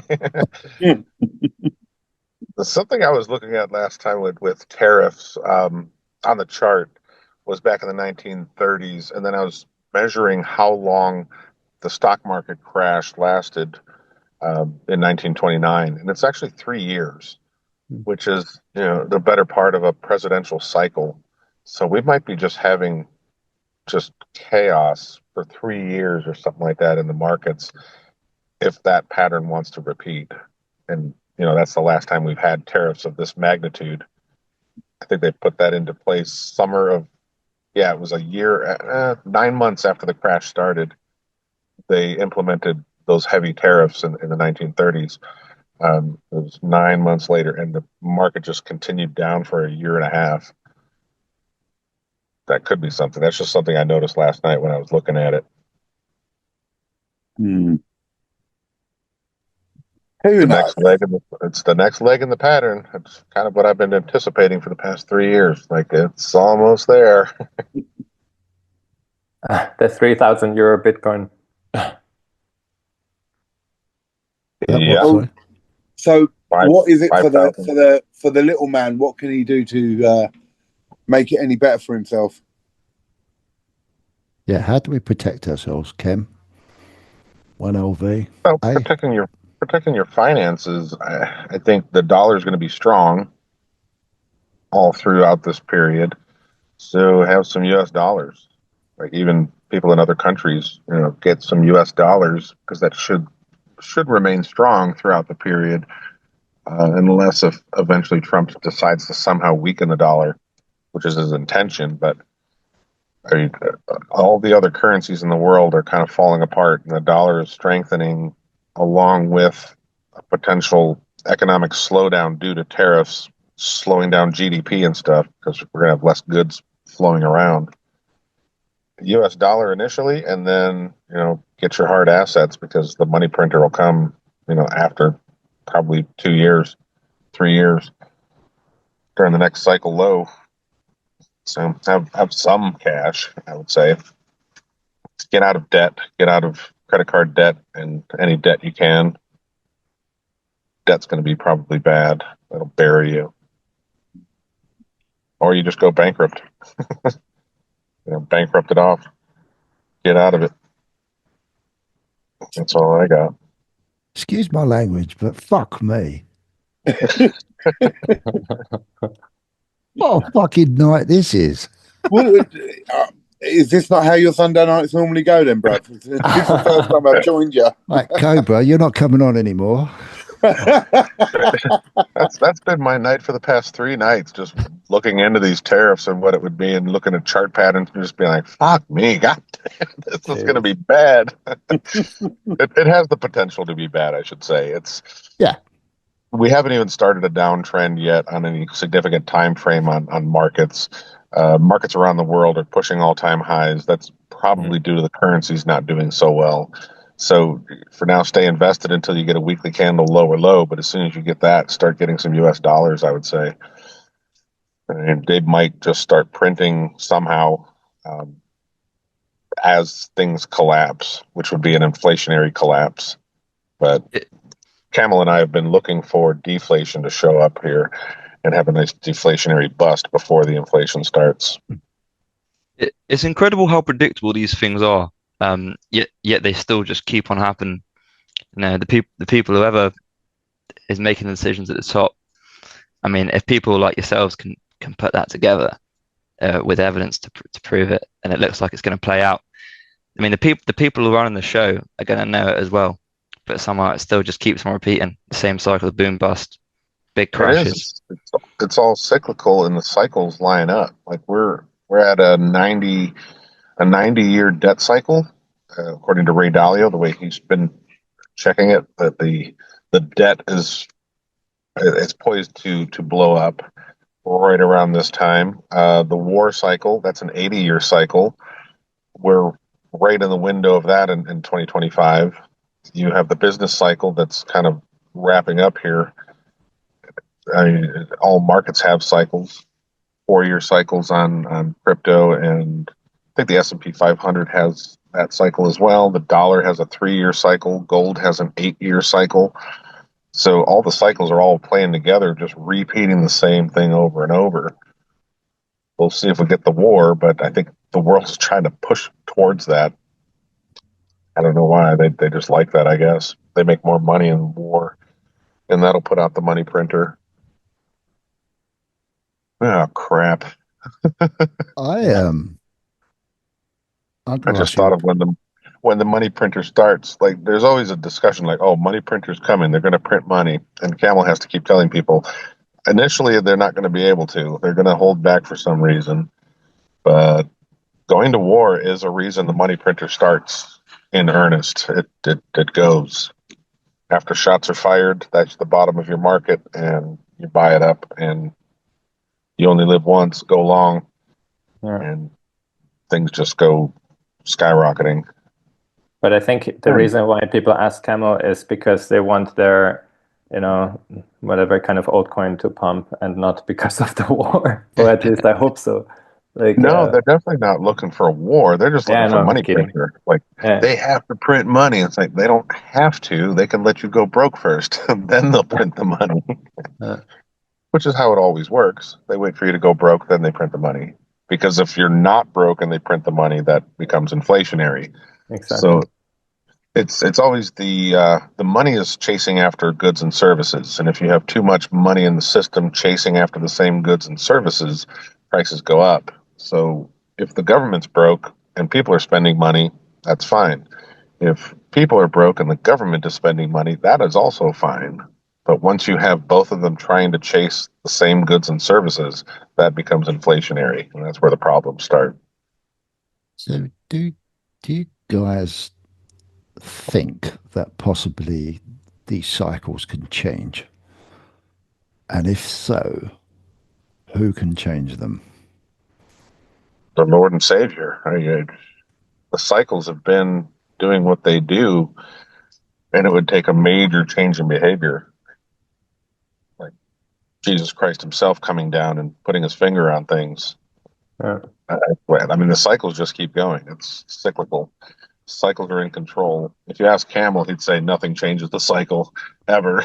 Yeah. The cycles No, are what they I are. agree with that. Yeah. I Well, know. I don't think that the I cycles disagree. change. I totally disagree, because we all have a chance to change our cycles. Everyone's got a choice, and cycles only repeat themselves over history, but tomorrow hasn't been printed yet as such. So if tomorrow hasn't been printed yet, there's no reason why that cycle can't be broken. It doesn't have to be. It can change, or it can extend itself, or it can decrease itself. I don't know what you think about that. I'm only putting it out there just to try Yeah, and maybe I, bring a I, different I light once onto it. I once heard a fairly brilliant guy that I was talking about the markets and the economy, and he said the economy kind of does what it does. It does the business cycle, and it eventually goes lower and it goes higher. The best that the governments and uh, Fed can do is either prop it up a little more or push it down more, keep it from getting overheated. They can kind of manipulate it a little bit, but the cycle tends to just do what it does. They have little influence over it. They can extend the cycle a little bit. They can shorten the cycle, but ultimately you have those booms and busts. as long as you're living in a debt-based system with the Federal Reserve. They create the booms and busts. Hmm. So I think that would it's take like the saying same for that. it's like saying in wintertime I can heat my apartment so I am warm, but I won't ever be able to change that winter is cold in certain parts of the world, and that's just how it is. I mean, Yeah. and I don't mean this in a negative way. Like I don't necessarily think that that is like, you know, that is like pre-programmed doom.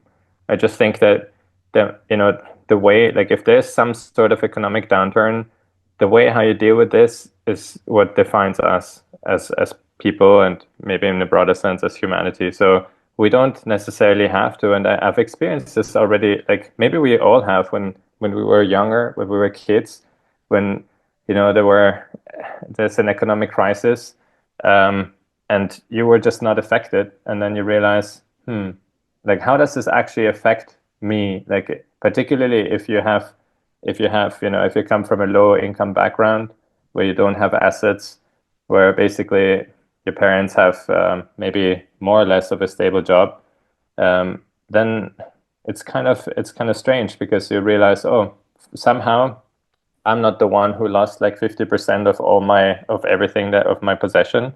So what's actually, who is it actually really affecting?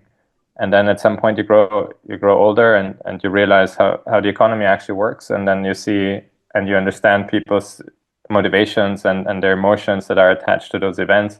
But what I want to say is that it gives you a very clear path, actually, or somehow a protocol how you could potentially detach yourself from from the concept that all of this has to be so negative. You could just sit somewhere and say like, okay, that's how it is, and we'll move on. We are alive. We're healthy.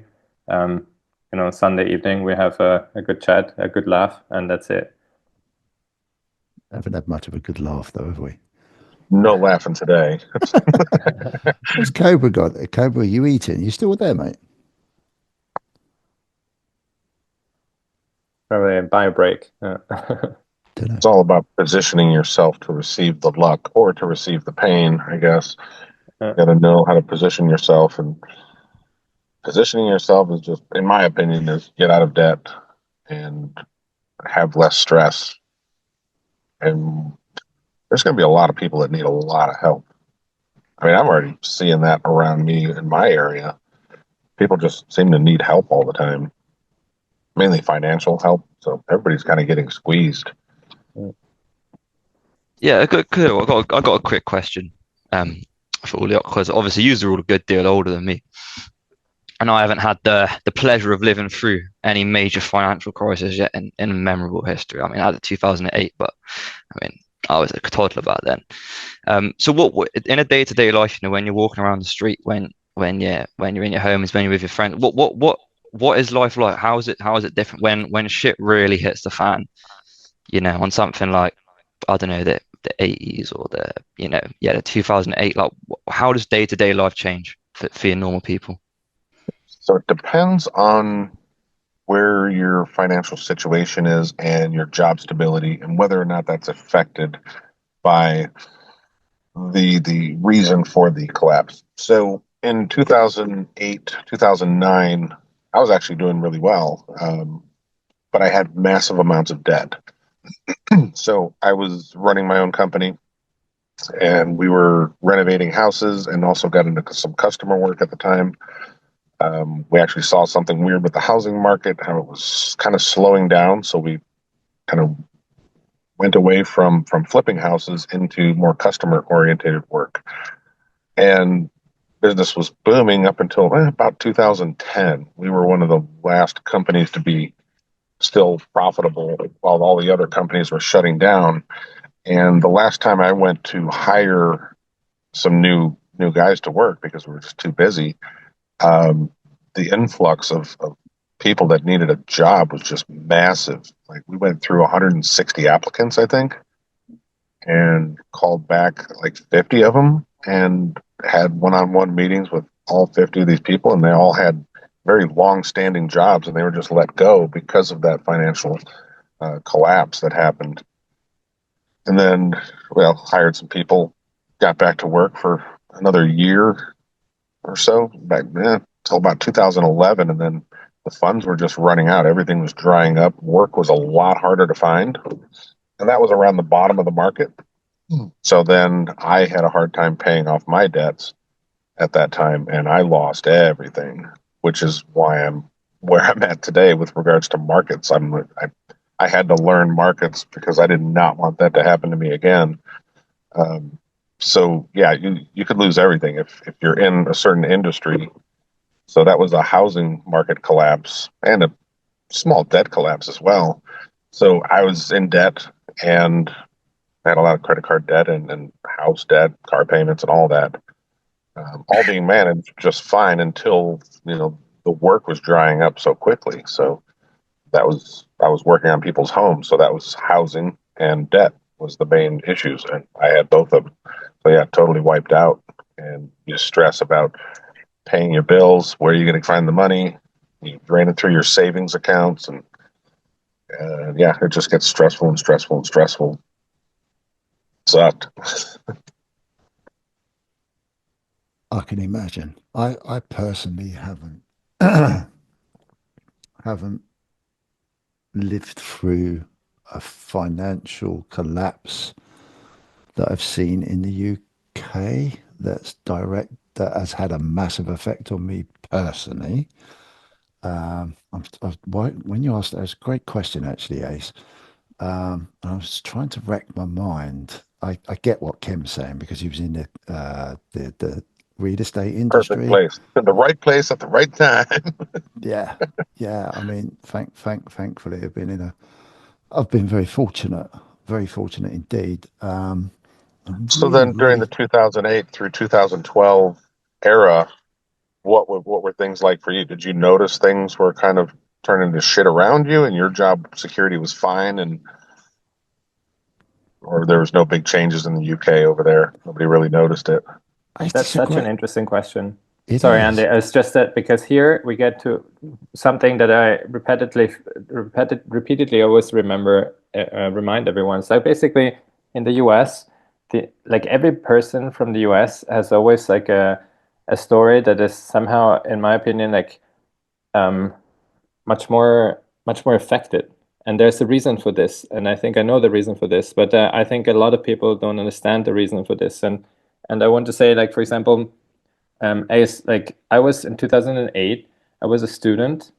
Obviously, that's a whole different story because if you don't run your own business, and then you're basically just dependent on your parents. And my father was working for a university that is a government university, so his position was very secure. And so, to be honest, my answer to your question is, I did not even notice it. I did not even know that there was an economic crisis because I was so focused on my studies that had nothing to do with economics that it did not affect me at all. I think I learned about that, I don't know, years later. So that's crazy. Like that is something that either means I'm like a super ignorant person. Partially it means that, but then also it means that there must be something that shields you. And I was wondering if that is such a big factor. For example, you can start thinking, looking into what is the average. Like if you compare the average consumer debt, like the average person that has a debt in the US with the average person in France, Austria, Germany.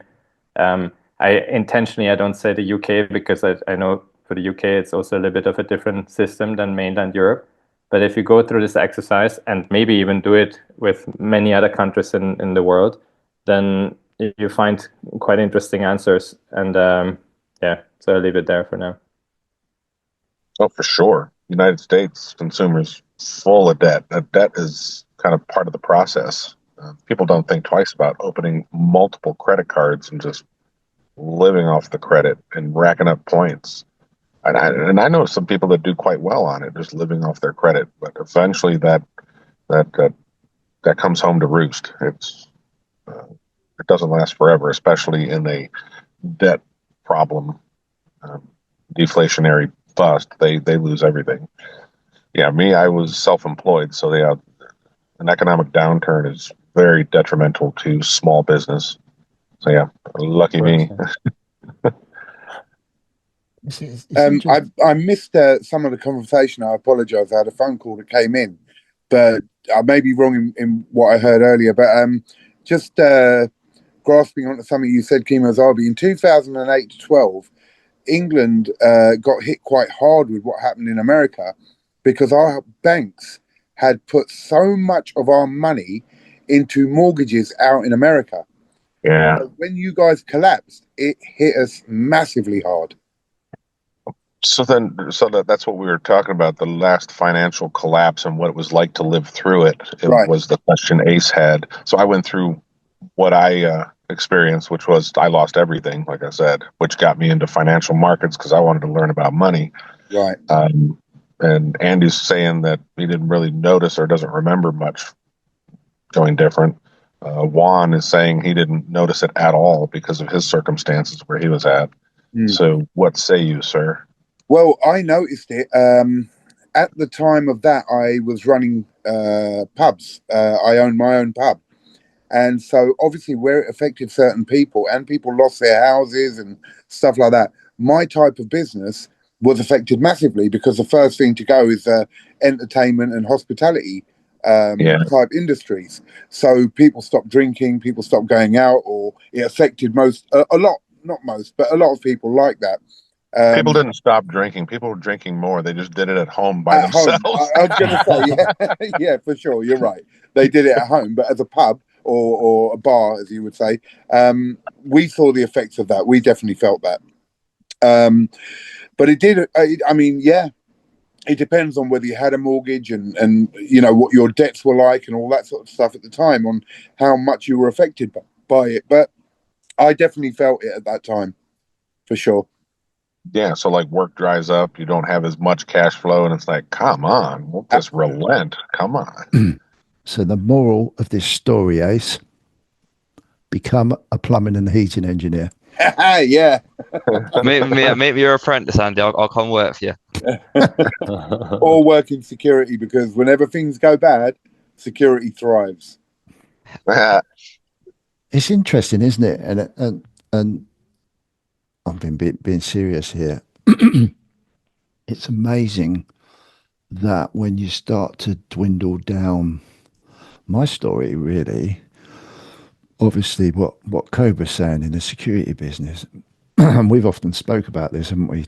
When times become hard, then his business becomes even worse because it's even busier, isn't it? Because people want to protect property and it goes absolutely mental. So when the economy's bad, people fear their property is getting broken into or businesses getting broken into. Even when we had COVID, we were protecting car showrooms and all that sort of stuff.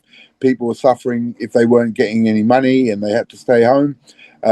So in bad times, unfortunately, security boosts up massively. And in good times, it's really good. All the film industry is going and thriving and everything's going well. And they need more security for events and all that. So security is a very stable business during good and bad times. You just have different characters that need the security. Absolutely. Where during good times, everybody's all smiles, everybody's all behaving. But then during the bad times, it's just... yeah. So we've seen things like, as I say, during the good times, big events going on, massive things going on, film industry's massive, security's booming.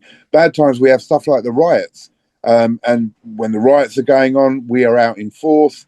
During COVID, we were out in force. So yeah, absolutely. It's a good stable business to be in. I think you have to be established in the business. And you can't put it all into one place. So, for instance, there were some security companies that only took care of pubs and clubs. When COVID hit, those security businesses failed because they didn't have anything else. Whereas with myself, say, we have big clients, we have buildings we secure, we have car showrooms we secure, we do pubs and clubs, we do the film industry. So we had many angles that we could turn to. So, yeah. Sort of depends on what you do as well. So that's actually a good point. COVID, like that is maybe something that I felt much more because I was in Milan at that time. And so I remember that there was also a pizza place just next to my place, and they had to close down. Obviously, they had just opened up, and obviously full of debt, and yeah, they didn't make it. But and again, I have to say I was a bit lucky because I was being paid by the European Union. Like I was working for a European Union project, like funded by the European Union. So that's like, if the European Union collapses, then there's a lot of other things that went wrong. So I could not really. I thought, wow, it sucks, but at least it's kind of like a stable income. So then again, but yeah, you see definitely that again, and I highlight like what Kimosabi said. Like the moment you have debt, like that's just gonna destroy you. Then you have no cash coming in, and you're down. Yeah, yeah. It's bloody fascinating, isn't it? Because I've been sitting here just listening and trying to rack my brains around, and it kind of really does make sense. It really does make sense that this bubble that we've lived for so long and probably took the piss out of, whether we're responsible for that, or that we can blame others, but ultimately we're all responsible.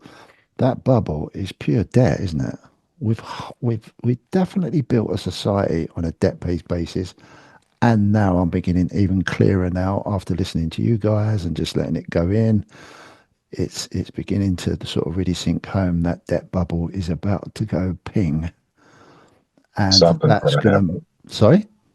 Something's going to happen with it. Yeah. Yeah, it kind of makes sense, and that is going to make a lot of industry systems, people's jobs that are probably indirectly dependent on that debt bubble, really, really, really vulnerable. Well, I think every industry is affected by debt. Yeah, You think any company that wants to have research and development or any investment to expand their business, they take on debt for that. Or I'm suspecting that the supply chains are going to have a hard time because the just-in-time delivery service, they take on debt in order to buy the goods, to deliver them, to then collect and then pay back the debt. And I think the whole system is run too much on debt, and that's going to be its downfall.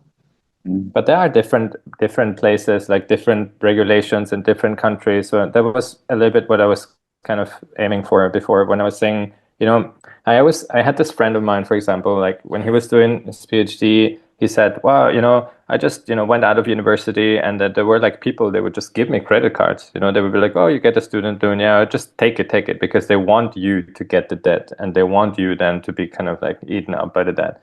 And I never experienced that because I didn't grow up in the UK.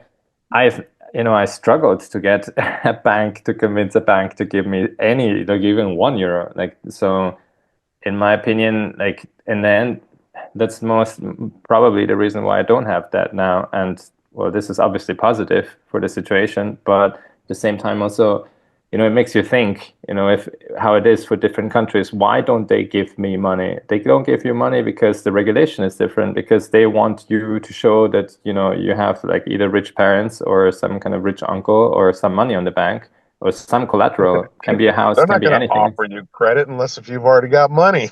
Yeah. Well, you say that, guys, but remember back in the 70s or 80s when Thatcher was around in the UK, the biggest thing that was brought in was mortgages, right? And the reason was if you tied people to a mortgage, you guaranteed that they would be productive members of society because they had to work to pay that mortgage. And if you have to work to pay that mortgage, you also pay the taxes that you have to pay through working. So debt actually, especially with mortgages, which is the biggest debt that we'll have in our lifetime, it is a control that keeps people in the workplace and also paying taxes. And that was a big thing that Thatcher brought in the UK. It's also a super over leveraged trading position on on the fact that you might somehow not get sick or for some reason cannot pay back the house, or your neighborhood somehow is not the best anymore in 10 years, and therefore your house is not worth what it was before. So I don't know, like it's kind of, I don't know. I think I said that to Kimosabi last time when we were having a chat, and something I realized that somebody recently said. I think it was Gary Stevenson, this kind of inequality economist. I don't know if you know this guy, but he said that actually the flat position in housing is not zero, it's one. Because if you don't have a house, you have nowhere to live. And if shit hits the fan, then what you're gonna do? You're always in an open trade because you get anxiety and stress because you have to pay your bills, like you have to pay just rent to exist. And that made me think. I thought, like, man, that's not easy. That's like, I'm stupid for just learning that right now. Like, I mean, come on, I should have known this from the beginning. For sure. It's interesting because Cobra might be related. In the UK, I think, I was just thinking, like, I'm glad you brought up the Thatcher. Now, in the 80s and 90s in the UK, I believe, were just outrageously super brilliant, weren't they, Cobra? But I always, when I'm talking to my wife, I always say, when the money's good, when the money bubble's good, everyone's happy. When the money bubble's bad, things go wrong. And when I look back over my timeline, the 80s, 90s, early 2000s, you could basically get money if you wanted to get it, couldn't you? In this country, they very slowly just become very lackadaisical on, do you qualify for this? It was just like, well, if you just wrote whatever you needed to write, you had accountants that would make up, but this is true, make up false accounting, so you look like you earned more money, so you could borrow more, to get a mortgage if you're self-employed or whatever. Those were probably a good decade, if not 2 decades, of this money bubble that I look back at now, where money was just easy, so no one worried. They were happy to give credit out. They were happy to give money out, but it was for their benefit. And of course, it wasn't in our benefit, but it was very easy to get. You're absolutely right. Very easy to get a mortgage, very easy to get credit. But it put people in a position. People were way over leveraged on their mortgages. You're absolutely right. They put down that they were earning 5-6 times the amount they needed, and they were getting much bigger mortgages. But that burst for a lot of people. Yeah, and I would almost say that right up until COVID, for me personally, that I even sort of was allowed to allow myself to jump off the hamster wheel of what I was doing day in, day out for probably 50 odd years, well, longer than that. And that was the opportunity for me to turn around and go, huh? What's going on? Why all of a sudden that I run my own business, I'm not allowed any help? And I've toed the line all the way along. Gober's nodding his head. He knows what I'm talking about. Yep. I run my own business. I'm not allowed any help, but most of the people in this country are just given money. And I'm thinking, well, where does that money come from? And then it just, whoa, what the hell's going on here? And for me, that's I can definitely correlate some sort of logic to say from that time on, everything's changed. Everything's changed. And whether that's the start of the realization that this thing's going to burst and break. But I've definitely noticed the difference between 2020 to today when I look back over the previous, well, it was nearly 55 years. Massive difference. Yeah. Absolutely massive difference. Happened, and something very important happened in markets during that period that you're talking about from 1980, I think it was 82 or 83. Might have been 1981. You had the U.S. Treasuries, the yield on the U.S. Treasuries reached its all-time high. And ever since then, the yield has been going down and down and down, meaning that the actual underlying, the Treasuries were getting sold, were getting more and more expensive. So that was the bottom of the bond market was 1981, and that market peaked in 2020, and it reversed sharply off of that. So I think there's a whole dynamic of debt that is changing, like currently, like in the past 4 years has changed. You have a change in behavior on it where the yields are reversing sharply, and they have been since 2020. That's interesting. Timo, I have to say, I have to remark at this point that you're such a lexicon. Like I always like I have the 10-year US bonds in front of me, and it's exactly right. Like you're absolutely spot on. I really appreciate that. That's fantastic. And actually, yeah, and actually also I was wondering, going back to Ace's question, because we all kind of intuitively jumped onto 2008 because it seems to have been a very important inflection point for many of us. But then how was it actually in the 20s, like in the 1920s? Because I think like really like a full on like global depression, like that's like economic depression when really everybody is losing their jobs and people are on the street, and like that is something that I don't even know how to grasp, to be honest. I mean, I can maybe, read a book about it, but I don't really have any emotional connection to this. Well, I hope you're not asking me because I'm not that old. Maybe the guy behind you. I've researched that a Excuse me. lot, and I tell people to research it and try to visualize what that would be like. But you had a 24% unemployment rate. Currently, we're sitting around 3 to 4% or something like that. And I've heard stories where some people didn't even realize there was a Great Depression. And those were the farmers, basically. The farmers that were out in the fields didn't have access to newspapers and stuff. They didn't know anything was going on, and they were not indebted. They just ran their farm and did their thing. The people that were affected were the people that lived in cities, had debt and mortgages and all that stuff. Those were the people that were affected greatly. Um, yeah, you don't have work. You don't have businesses are not expanding. They're all contracting. They're all letting people go, and you have a hard time finding food. Really, I mean, it's dire times.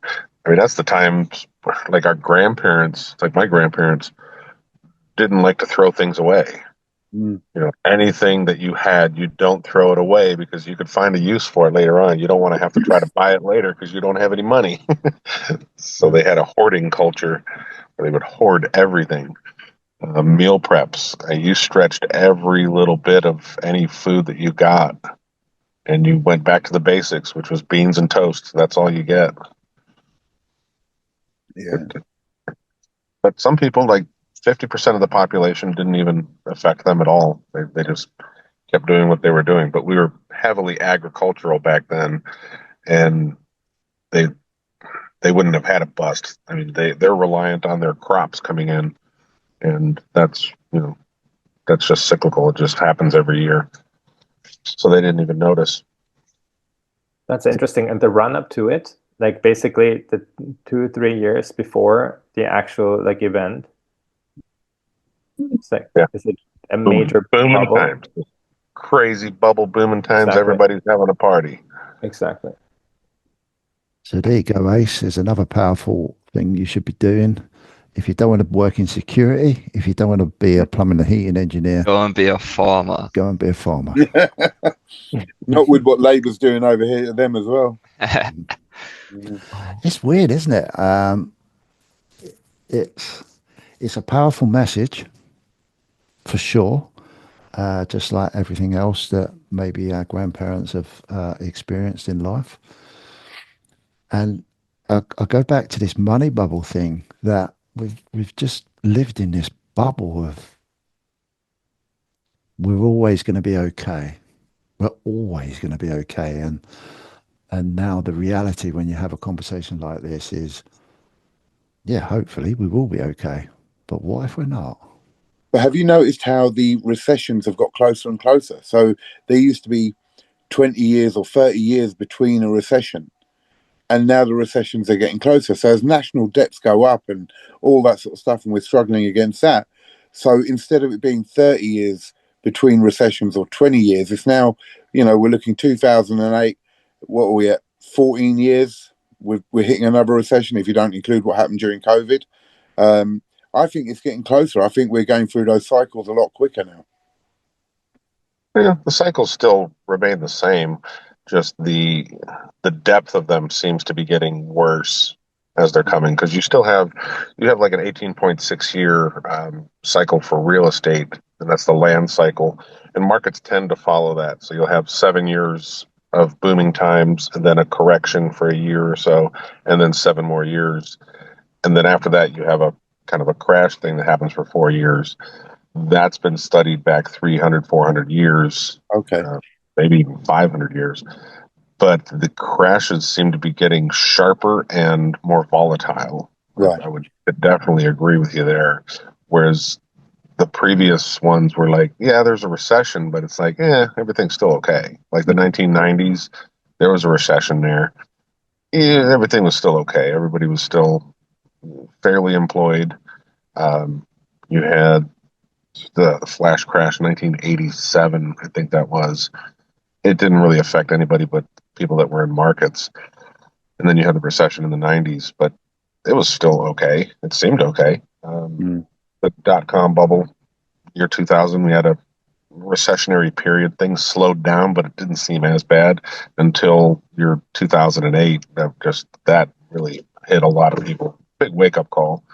And then you had a slowdown in 2015, 2016-ish, something like that.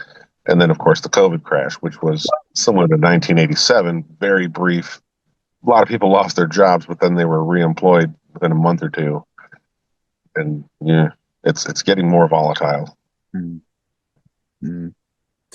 So because of the depth of the pain, it makes it seem like they're closer, I presume. That could have something to do with debt now that I'm thinking about it. Like thinking of the way that financial markets trade, the volatility increases when you have more leverage in the system, and leverage is basically debt. It's the same thing.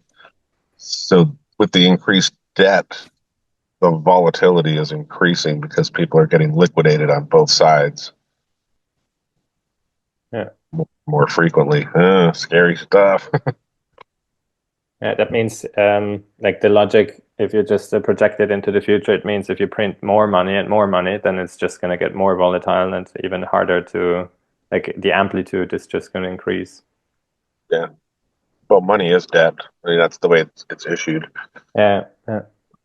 So if we're chasing after dollars, you're chasing after debt, and that's the thing we're trying not to chase after. Well, hard asset. Wow. Yeah, I keep telling people that, trying to get people to understand it's like all money that you're chasing after. You want money to pay for the things you need. All that money is debt. It's a Federal Reserve note. It's issued by taking out debt somewhere, and that debt gets canceled out once you pay back that loan, and the money disappears. And that's what happens in a deflationary bust. I don't know Stop chasing debt. Get yourself some gold. Slightly unrelated one, but just quickly while you're here, from a trading perspective, during something like that, during a big meltdown or just a really severe bear market, is it still like, how does trading change? Obviously, you can't just be long in all the lows and taking that, but is there still good money in trading? Just either taking swing highs on the shorts or low time frame stuff, or is it still viable to be a trader in that kind of condition? Definitely, it becomes more of a pain in the butt. It's not as easy. That's where. So there's a difference between people that are in the market when it's a bull market. Everybody's a genius, but the real traders are the ones that stick around through the bear market. And you could play the bounces. If you still think it's bullish, you can find an area to enter long. You play the bounce, but you take some profits, and you definitely can look short, look to short the market. Those moves short usually happen pretty quickly, and I think it's easier to just buy for the bounces and get stopped out, and then wait for another bounce opportunity. But yeah, sometimes I'll short the market. Doesn't bother me. I shorted the market on Bitcoin last night. I have no problem taking a short. But yeah, a lot of people aren't looking. Well, the majority of the market always looks up. They look at, I'm going to buy this asset and it's going to go up because I bought. Whereas that doesn't always happen, and that's not always the case. So they then capitulate the lows, and they want to have nothing to do with it after, and then they want to buy the highs again. And that's why trading ranges will chop people up pretty bad.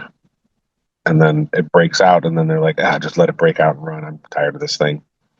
I mean, Bitcoin did that in its trading range for 8 months, and it took a while for it to bottom out, and then it showed signs of bottoming, and then you had some good entries. But the majority of the market was like, nah, I'm going to short this. And it was showing a change in behavior. And then it finally broke out, and people were like, let it break out, let it run. I'm not interested in it. It's going to crash because of PTSD, or post-traumatic stress disorder, where 8 months you've been going sideways. So you're expecting sideways. So market runs up, and it's like, oh, okay. And then after the market runs up, you're expecting more up. Nope, it's going to chop sideways. So Thank you. got to have Yeah. your Yeah. invalidations. Yeah. Have a stop loss. That's what separates the men from the boys. The stop loss is know your invalidation and get out of the market if it doesn't make sense, and get back in when it does. Yeah, definitely. I've just been working recently on putting together my plan for when it all goes tits up, and I'm trying to keep everything in order for myself and all that. So yeah, no, thank you, mate. Appreciate it. Oh yeah, there's definitely buying opportunities. There's always a bull market somewhere. In an economic downturn, your bull market is going to be in your U.S. Treasuries, quite likely. I'm not sure about the gilt market over there in the UK because I don't know the ticker symbol, so I haven't been able to look at it. But yeah, Yeah, U.S. and Treasuries tend to do well. Cash does really well. Currencies are tradable, but you're going to range a lot in those. Gold initially does pretty poorly, but then is the first to recover. yeah, that's what But I've been thinking about. I had a currency thing. I've been thinking about just taking all the principles that I'd learned and just kind of turned the corner on and managed to kind of start to get profitable with in the crypto and equities, and just kind of apply those to the different markets to see if I could do it with currencies. And then I was going to do gold and all that other stuff. But totally different markets. If you're trading currencies, you're going yeah, to trade currencies. Equities do not. They have a totally different character. I yeah, personally, I don't like trading forex very much because it's just so choppy and back and forth.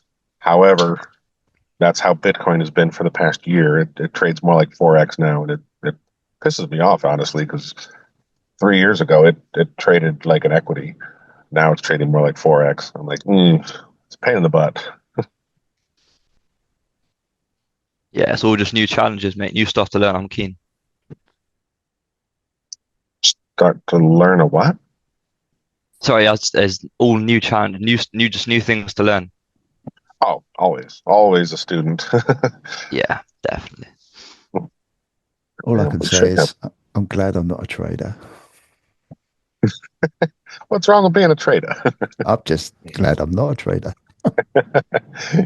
I think what I know now, and listening to you guys and being around you guys for quite a long time now, I think if I was in a different situation, maybe a bit younger, I'd probably want to get involved a little bit more. But it definitely sounds interesting. It's a lot of hurry up and wait. Mm, You prepare your trade plan, and then you just wait. So you're just mm. waiting and waiting. Yeah, hats off to all of you guys that do it. That's for sure. But I Have you guys definitely lately? Sorry, Andy. no, that's fine. Go Sorry, on, mate. sorry. What were you saying? I was just back to say, but I'm definitely pleased. I've been a plumbing and heating engineer. No, I was just wondering if you guys have checked the oil chart lately, because I was wondering if we kind of like have some sort of a retest, and no, it's just kind of like the oil in general is really confusing to me because I really don't get it at all. Like sometimes I have the feeling it's just I don't know, it's illogical. It doesn't really do what I would believe that it would be doing, particularly um, when it's kind of like more there's some kind of geopolitical event going on. Like sometimes I had the feeling that it's much more reactive to certain things that happen in the Middle East, for example, and it's at times it is, and at times it's not at all, like literally nothing at all. And so I don't know. I have the feeling now it seems to kind of, I mean, at least the way how I see it on a daily chart, it's somehow like dancing around a trend line that goes pretty way back, and I was just wondering if that somehow kind of like tries to make a run for it and goes like somehow towards higher. What could that mean, like in a geopolitical context? Or is it wrong to think like this? I personally don't look at the news for anything, any geopolitical this and that. I just look at the charts. Mhm. But historically, anytime there's a Republican in office in the United States, gold goes down or oil goes down because they drill and they make more supply. More supply equals lower prices. And I think that's Trump's plan. And we'll see whether or not it manifests. But I'm looking at the oil chart now, and it's just in a consolidation. Looks like an accumulation, but I'm seeing 40, like it should cut itself by like 50% before skyrocketing, really. I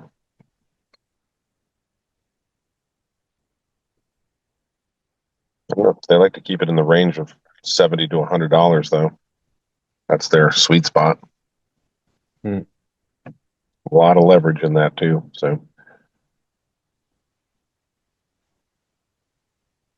430. Are there any kind of apart from gold and maybe oil, any kind of assets that you would look into where you say, well, those assets are usually extremely sensitive to any sort of geopolitical event? Well, geopolitical events are hard to predict. Right? You're talking like some country attacks another country. So then Yeah. you just have to be watching that chart in anticipation of, okay, that's something's going on there. Well, Don't really know. Well, there might be. I mean, it would probably not be completely logical to think that bigger companies, for example, in a particular country, would somehow want to get their assets into safety if they somehow, I don't know, can somehow predict. Not predict is the wrong word, but if they're somehow scared, if there's uncertainty about a potential attack. So I'm just always kind of like, there's a lot of people, they say, well, I don't actually really watch the news. I just look at the charts, and I'm always kind of, I wish I had that skill to kind of, to really kind of look at that and say like, yeah, that totally makes sense because I've seen this like years ago. Like I'm not like that at Repeating all. patterns and stuff. We're turning the W.O.T podcast into a traders podcast. Yeah. Yeah, you're going to slowly see me fall asleep. Oh no. And getting all bored. Be like, this is boring trading talk. I'll tell you what, Andy. Definitely The other day, the last time I was on at the end of the podcast when we ran out of time, you said that you'd had a question for everybody that you're going to ask next time. Do you remember what that question was? No. Nah. You're right. I did say that, didn't I? What was we talking about? We was talking about mushrooms. Yeah. We were talking about mushrooms. Yeah. I think LSD. psychedelics in general. Let me see if I wrote it down. Uh, While you're talking about oil. Oil and shroom. But you think that the oil's a commodity, gold is a commodity, and commodities should be doing fairly well. I think they potentially have some kind of deflationary bust coming and a buying opportunity that might come later this year. And we might be right around the corner of it as well. I'd say give it a few months. But that would be the geopolitical event that would, send oil prices down for a buying opportunity, because it looks like a reaccumulation is happening on it. And gold's just been performing very well out of it's an 8-year cycle low that it came out of. So that should have legs to run till the end of the decade, really. But it should have a pullback. I'm guessing it comes in 2025, if at all. And any other commodity, your food, any agriculture, those would do well for like a buying the dip opportunity coming years, because kind of expecting more inflation to ramp up after we get the deflationary pop.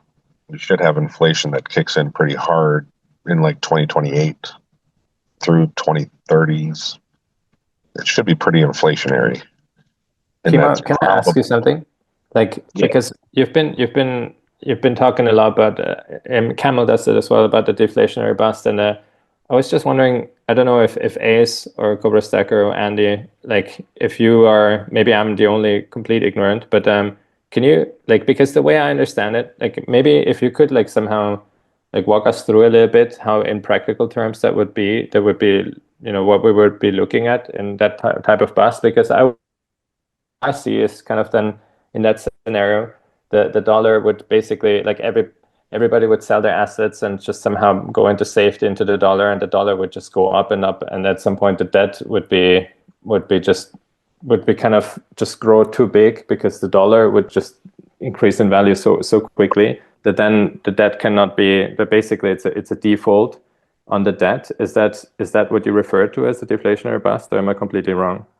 So a deflationary bust pushes asset prices down, that including debt. So the dollar goes up in value versus all assets and all other currencies. So the deflationary bust actually allows you to pay off your debt at a cheaper price, and debt becomes worth less at that time. Let's see. Debt be more expensive? No, because people are canceling out their debt. Nobody wants to have the debt anymore. They're paying off their debt, and Isn't that's the debt, canceling out the money.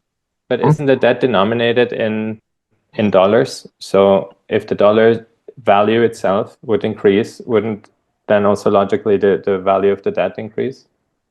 Well, the dollar it would be increasing because people are chasing after the dollars in order to pay off their debts.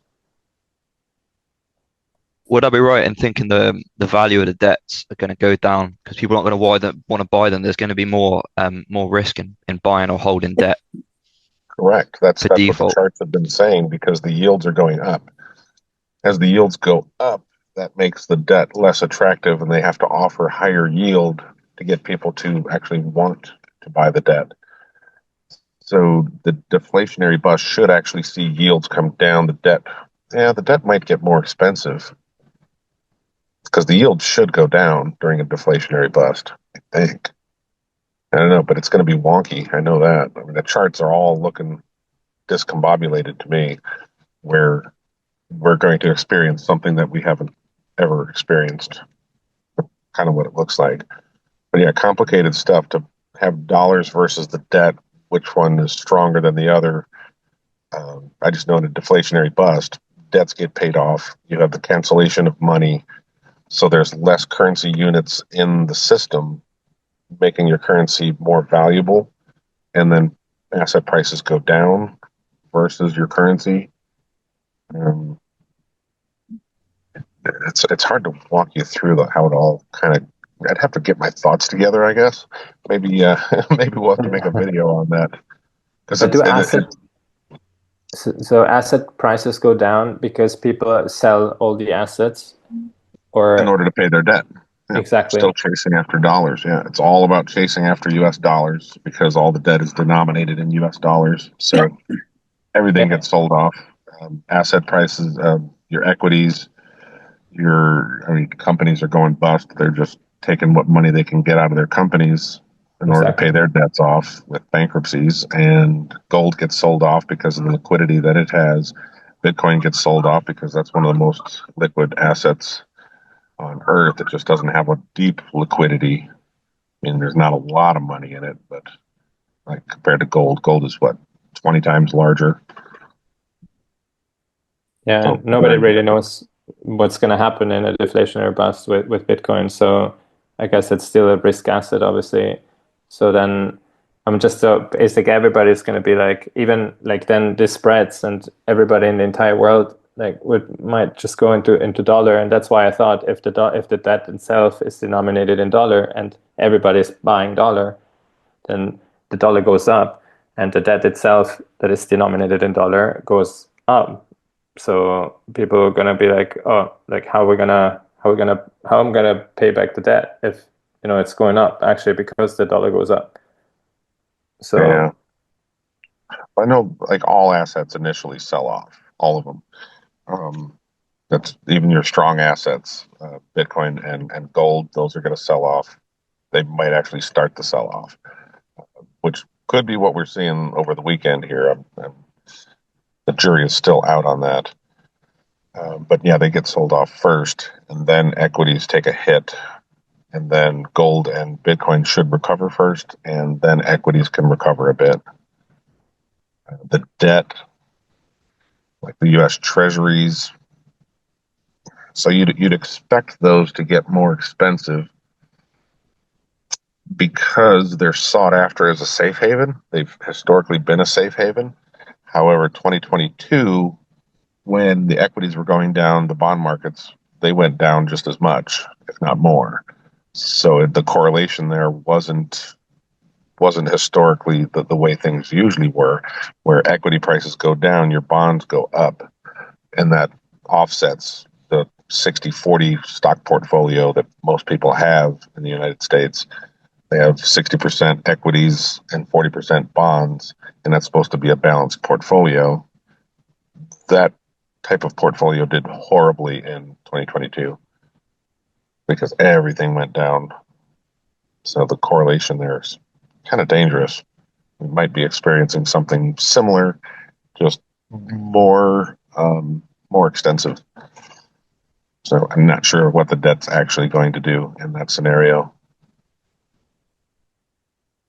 One thing is also buying that, like literally buying, like if a lot of people go into, I don't know, 10-year bonds, then the yield has to come down because like basically if there are few people buying that, then the yield goes up. So it makes it more attractive for people to buy the debt. And if not, if there's a lot of people buying the debt, then the inverse happens. So that's why there's this inverse correlation. But then the other thing is the debt, it's, I don't know, the national debt of a country, like of the US, that doesn't really, I mean, that's just I guess a number that steadily goes up because of US, I don't know, monetary policy and fiscal policy, I guess. And then, and so that must go up with the value of, like, it goes down if there's inflation. That I understand, because then basically the money is like the currency is worth less, and so as a consequence, the national debt is somehow devalued. That I understand. Yeah, it's easier to pay. Yeah, that's true. If you inflate the currency, you can inflate your debt away. Yeah, that is true. So the opposite should be true in a deflationary bust. And at some point, that would somehow like tell me that at some point you reach a threshold where a country has to say, oh, okay, that was too quick. Like that debt we cannot serve anymore. I don't know, it's out of control, and then you just default, and then you somehow get into debt restructuring. But I'm here totally out of my league. I'm just kind of like freestyling. Please don't take this like for granted or for so serious. Not financial advice. Can I actually say, if you think you're out of your league, I have no fucking idea what you're going on about. Sorry. I'm sorry. No, it's okay. It's fine. It's absolutely fine. I just wanted to jump in and say, Ace, was that the first time you come on when I said that? Yeah, it was. Okay, it was 2 episodes ago, I think. I've found a couple of notes, and I don't know why I wrote this, but at the bottom of it, obviously I put on there also, and because Camel was on, and we ended up talking about simulation. You're a bit quiet, theory. Andy. Sorry, I was just gonna say. Oh, sorry. Yeah, that's Camel was on, and we ended up talking about simulation theory, and then we ended up talking about psychedelics again. Yeah. And then at the bottom of it, I put the big question is, then I put brackets. What is going on? Exclamation mark, exclamation mark. And under that, be sensitive on approach. So you have no idea what you put. So I don't know why I wrote that. I have no idea whether the subject was going sort of pretty deep, university deepy, whatever, with the psychedelics, the simulation theory. And obviously something had come to my mind that I was going to ask you all that was on there next time around. what is going on about something. But I've put on there underneath, I've put be sensitive. So I obviously felt it was a sensitive subject we was talking about. I have no idea, dude. So I'm sorry. That's all right, mate. It might come back. Might come back at some point. Right. Be sensitive. I want to try and lift the spirit of the podcast. Yeah. Because apparently we're all going to go under, we're all going to go whatever. No, we've got 15 minutes left. Does anyone want to talk about something slightly different? Do you Yeah. want to know why I've had my head down and like been looking at stuff down there? Because my next bit of 3D printing is coming out. What are you making? So my Space daughter cookies. is into anime. So I've made her this massive model, and the last bit is a pile of gold. I don't know if you can see that. There you go, a pile of gold, and a chest is going to go in it. And I'm just filing down the edges of this print that has just come out, and I've just put the chest on to carry on. So yeah, It's fascinating. It's quite interesting when Cobra's got into this 3D. It's 3D printing, isn't it? Yeah. Big time. I haven't really sort of took a lot of notice, other than the only thing that's come back to memory over time, probably years ago, when I heard people were making guns out of 3D printers. And I think, how do you make a gun out of a 3D printer? But since seeing how Cobra's, because you have it running sometimes on your auctions, don't you? Yeah. And which is how I was fascinated when he made that. But since seeing that, I sort of think, oh my God, technology is really changing. And getting back to what I was talking to Ace when no one else was on, we were talking about technology, wasn't we? And how things just change so quick. And then watching what Cobra's producing, you just think, oh my God, the world is, I mean, the flip side of our whole conversation today, when you look at technology and what it's doing and how it's changing what we do, is just incredible. Absolutely incredible. Well, even with this 3D printing, I've been watching some YouTube on it and all that, and people who were doing it 10, 15 years ago are saying that the stuff that has come out now, before you got a 3D printer and you had to build it and you had to maintain it and all that. Well, you know, I mean, Andy knows me better than anyone, like, as in, technology is not my forte. And I bought this 3D printer and it does everything. And I've had it 2 weeks and I'm sort of producing, I don't know if you can see that, if you can see, like a Robocop there. Hang on. Do you know what I mean? Producing really nice stuff. And a big Batman. Again, I don't know. Nice. That's great. Yeah. So, and it's so easy to do. It's just absolutely brilliant. So I do a lot of work in this room, and that thing, I just set it up and off it goes. It's printing its stuff. Yeah, it's a real bit of kit. Love it. Absolutely love it.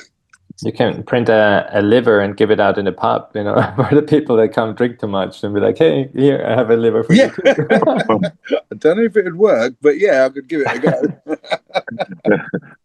Oh, I love it. I have to give it a lot. Yeah, that's terrible. Ace, are you into anything technology-wise? You're a young guy. Technology-wise? Yeah. I don't know if I'd say I'm into any tech stuff, man. Like, most of my free time, I got my job. Come away from my job, I have a good train. I'm into my fighting, so I train a lot, MMA and all that. I do that a lot, and then I'm in the gym a lot. And then other than that, I'm kind of working on my trading stuff. I'm pretty dedicated to that every day, putting a good shift for that. And that's about it, man. I don't do much outside of that, to be fair. So I don't know about tech wise, other than like, you know, Bitcoin and all that. I don't think anything too techy. I really do. But you enjoy your MMA? Yeah, man. Love a good bit of that. Man. That's brilliant, bro. I mean, MMA wasn't around when I was young, so I started off with Shotokan karate. But as I got older, I mean, the katas and all that lot are very basic, and it's not very good on the street. But I got into Krav Maga. And, that's the Israeli special forces. Oh, bruv, it changed my life in the way I fought. Not just fighting, but just understanding the body and everything. You know, Krav Maga's one hell of a fighting style. It's just unbelievable. But yeah, I love all that, bruv. Well done. Yeah, man, you got to as well. If you're in security business, man, you got to know a bit of that, haven't you? Yeah. But Krav's just so direct, so quick. It's just beautiful, absolutely beautiful. Yeah. Yeah, neat, man. One LV, Kim. Yeah, Cam, have you ever been into mixed martial arts? I haven't really. I wish I had something to add, but I guess I've done like some boxing when I was at university, but not really like just kind of for fitness, not really fighting with another person, or at least not for real. But But that's it. don't you find it gives you good discipline No, and definitely, yes, grounds you absolutely. as well as a person? Yeah, yeah, Yeah. no, absolutely, yes. Yeah, definitely. I think when you do it at a gym as well, yeah, you get a real sense of community. You get your coach, Mm. he's kind of like a mentor, but you surround yourself with people who are always working super hard. Like especially if you go to a good gym, Mm. everyone there's pushing themselves. Everyone there's they're trying to compete, and it's a good attitude. People, there's no dosses in an MMA gym Yeah, or a yeah, boxing gym. yeah. Actually, now that I think about it, I've done half a year of Taekwondo, and that I like because it's a lot about kicking and a lot about balance. But it's really just half a year, so it was just kind of like to try it out. But yeah, no, I like the balance. Kind of, it's if you do this for long enough, I can see that you get maybe a little bit more, I don't know, a little bit more equilibrated and less clumsy in your movements. Until you get older and then you're clumsy again. Exactly. Me too. Very clumsy. Timo, are you around? Do you have any experience with martial arts? No, I was fighting as a youth and my as a teenager, and I hurt somebody pretty bad, so I never got into fighting. I was like, no, I'm not doing that. So never interested. Makes sense. That's why you find a lot of times a lot of big guys are they're not always wanting to fight and all that lot because you know that if you get into that situation and you don't control it, you can cause a lot of damage. And so a lot of times big guys try and avoid it until there's no other resort. There's no other Yeah. way. And you Yeah. got to fight. You got to fight. Exactly. I can fight. Mm. I'm just a big guy, so Yeah. I usually don't have to fight. Yeah, absolutely. Yeah, so it's this great point, that Cobra. Actually, it's what you can do to someone else. You hold back because of it. Yeah, Like Chemo said, he hurt someone quite bad. I've done that once, and it made me really rethink things. As in, last resort, because I know if it goes off, it can be bad. So yeah. wow. 90% of situations can be talked down anyway. Okay, so we've gone down a depressing route of a financial collapse, and now we're talking about killing people. Oh, Excellent. Well, it's definitely way out there. Yeah, Is no, it? definitely. What's going on this weekend? I came on board. I won't come again.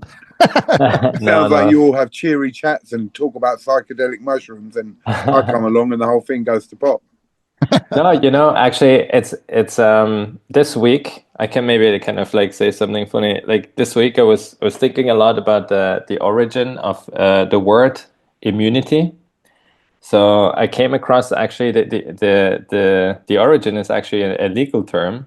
It's somehow it was coined like 100 BC, somewhere around that time, and it was basically used for as an incentive system, like as a concept to create an incentive system for people to do something that is good for society or for the greater good. And mostly it was associated to not paying taxes. So if you were immune, you would not have to pay taxes. And it comes from the old ancient Roman, and there was basically the incentive to do certain things that nobody wanted to do.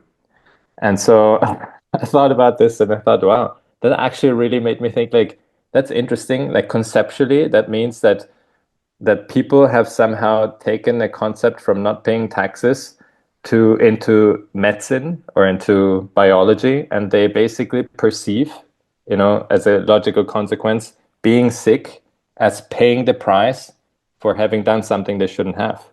Or you could see it in some economic terms, something, I don't know, it's like an incentive. It's like your immune system is some sort of like optimization system.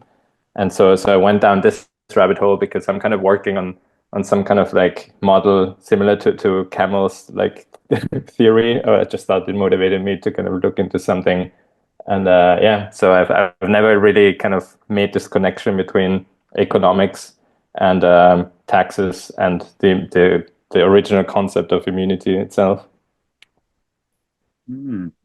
Interesting stuff. Another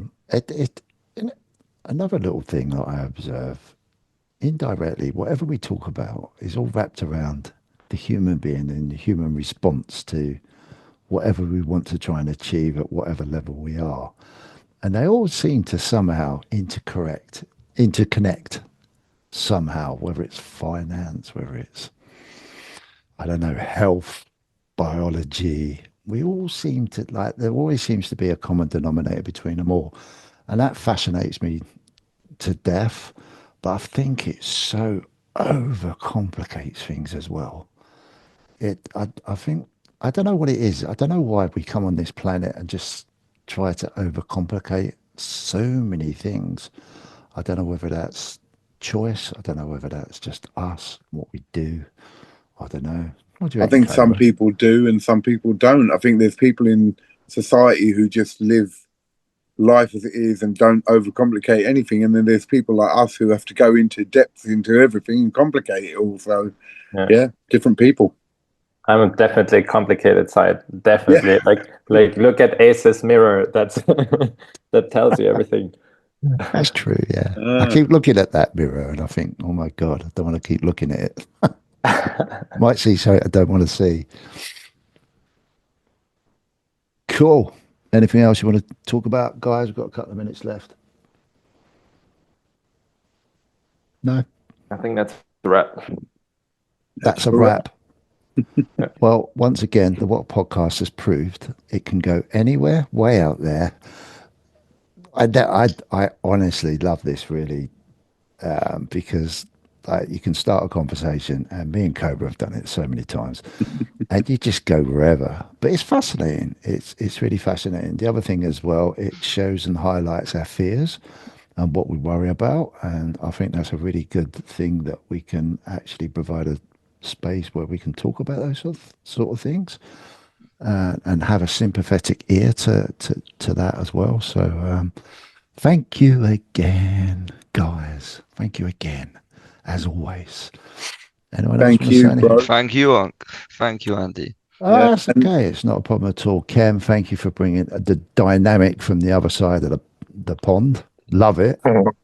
Thanks for hosting. Thanks for putting us together.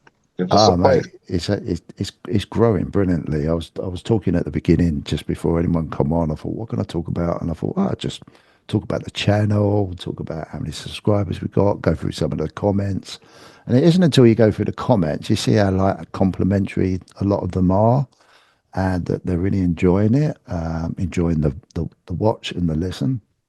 Thanks to you guys, obviously, and the members that come on. You're providing that entertainment and helping it grow. So thank you always. I'll tell you what, Andy, sorry, just a quick question. We've got Go on, mate. a couple minutes left. Yeah, go on. How do you plan to scale it? So say that the channel's done a K now, but if it did, imagine it did 20K in like 2 years or whenever it might do. If there were 20 times as many members trying to join, how would that work logistically? I don't know if you thought that far ahead or not, but I can't remember. Someone else. I think 1LV was on when the guy from Sweden, the soldier, was on. I can't remember his name. He was talking about that. He was saying like how it's going to be fascinating to see how you scale it. Well, I know I can get 49 people max on a Zoom call. What that would be like, I have no idea. Well, I was on a Zoom recently and there was about 30 people on it. And the host, i.e. you, Andy, would be talking, say, and then let's say Ace wanted to talk. There's a little sort of hand sign they put up and you would say, right, Ace, go ahead. And then, I don't know, 1LV might put the little hand sign up and then, yeah, that's it. Right, okay. And then you'd sort of, so you'd conduct who was going to talk next. Okay. So, and that's how they work on really big ones. So, yeah, there you go. Oh, yeah, got it, yeah. Yeah. So you'd see that, Andy, and It you'd works. go, right, Kimazabi. And that's how it works. Right, okay. So everyone wants to talk now. Hey, Yeah, but I don't know how to do the hand sign. Oh, not the wire. No, it's control shift Y, and then it's the bottom one in the menu that pops up. Okay, Not if you're on your phone. Oh yeah, no, I don't know. I don't know if you're on your phone. Yeah. It'll be on the React. If you click on the React, if you got some icons at the bottom of your phone, click on React, and there should be a little menu that pops up. Got it. I just touch it and it says more. Like on the menu, it just says go to more. There's a little free button thing, and then it gives you the options. Oh, I see. Oh, yes. Oh, the rockets. Got it. Yeah. Oh, that's cool. Ah. We're getting it, guys. We're learning. Hey. There you go. And that is how you do it. So I didn't know how to do it, but No, nor did I. I knew there was a way to do it. Now, all we're going to get when everyone's in, they're just going to be doing these silly rocket ships a bit. That's good fun. I suppose, buddy, I think it will evolve and we will evolve with it. And I would imagine what Cobra's talking about, if you're going to have 30 people, then there's got to be probably a lot more structure to the conversation as such.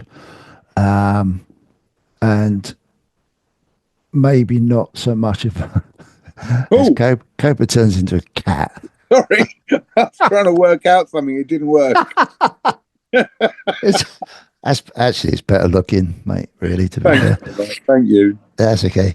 I suppose, yeah, we will just evolve with it. I would imagine that maybe it will be more a subject, a rolling subject. It might not be as, I don't know. I'm speaking out aloud, trying to think of something that I haven't experienced yet, but I'm sure we will all evolve with it all and make the best out of it, really, as the best we can. I would hate it to become too ruly, well, I'm in charge. Everyone's got to follow my lead. No, but you need someone to, yeah, conduct it, shall we say? Yeah, sure, yeah. So yeah, we'll see where it goes, AC. It'll be very nice. I mean, if we get into that position where we've got too many members and too much demand, then we're maybe going to have to, I don't know. Who knows? Make subgroups. Pardon? Make subgroups. I think there's like an option where you can do like little subgroups, and then if you have 200 people in the call, then you just have subgroups of 20 people. Maybe, I don't know. Just freestyling again. Don't know. One thing I was going to think about doing was trying to look at maybe using something else other than Zoom. Been looking at StreamYard lately. I don't know how that works. I don't know if that's just for streaming or you can have these sort of recordings with that. But I'll have to have a look around, see what's around. But it'd be interesting, be exciting if we can get, bloody hell, can you imagine having 200 members? I mean, I look forward to what it's going to become. Yeah, it's exciting. That's for sure. It's a bright future for it. Yeah, me too. Actually, it's good to see always like new faces, but also like newer faces coming back. So it's great to see you, Ace, again. I'm really happy about this, and also getting to know you, Cobra, first time. To see you, that's been really nice. I'm gonna have to jump off as well, so I'm gonna say bye to everyone really quick. But you don't have to stop because of me. So I'm gonna wrap it up anyway, dude, in a second. But I think Cobra's just put his hand up unless he's playing. Okay. No, I just learned how to do it. All right. I agree, and yeah, it was more of a high five than raising a hand.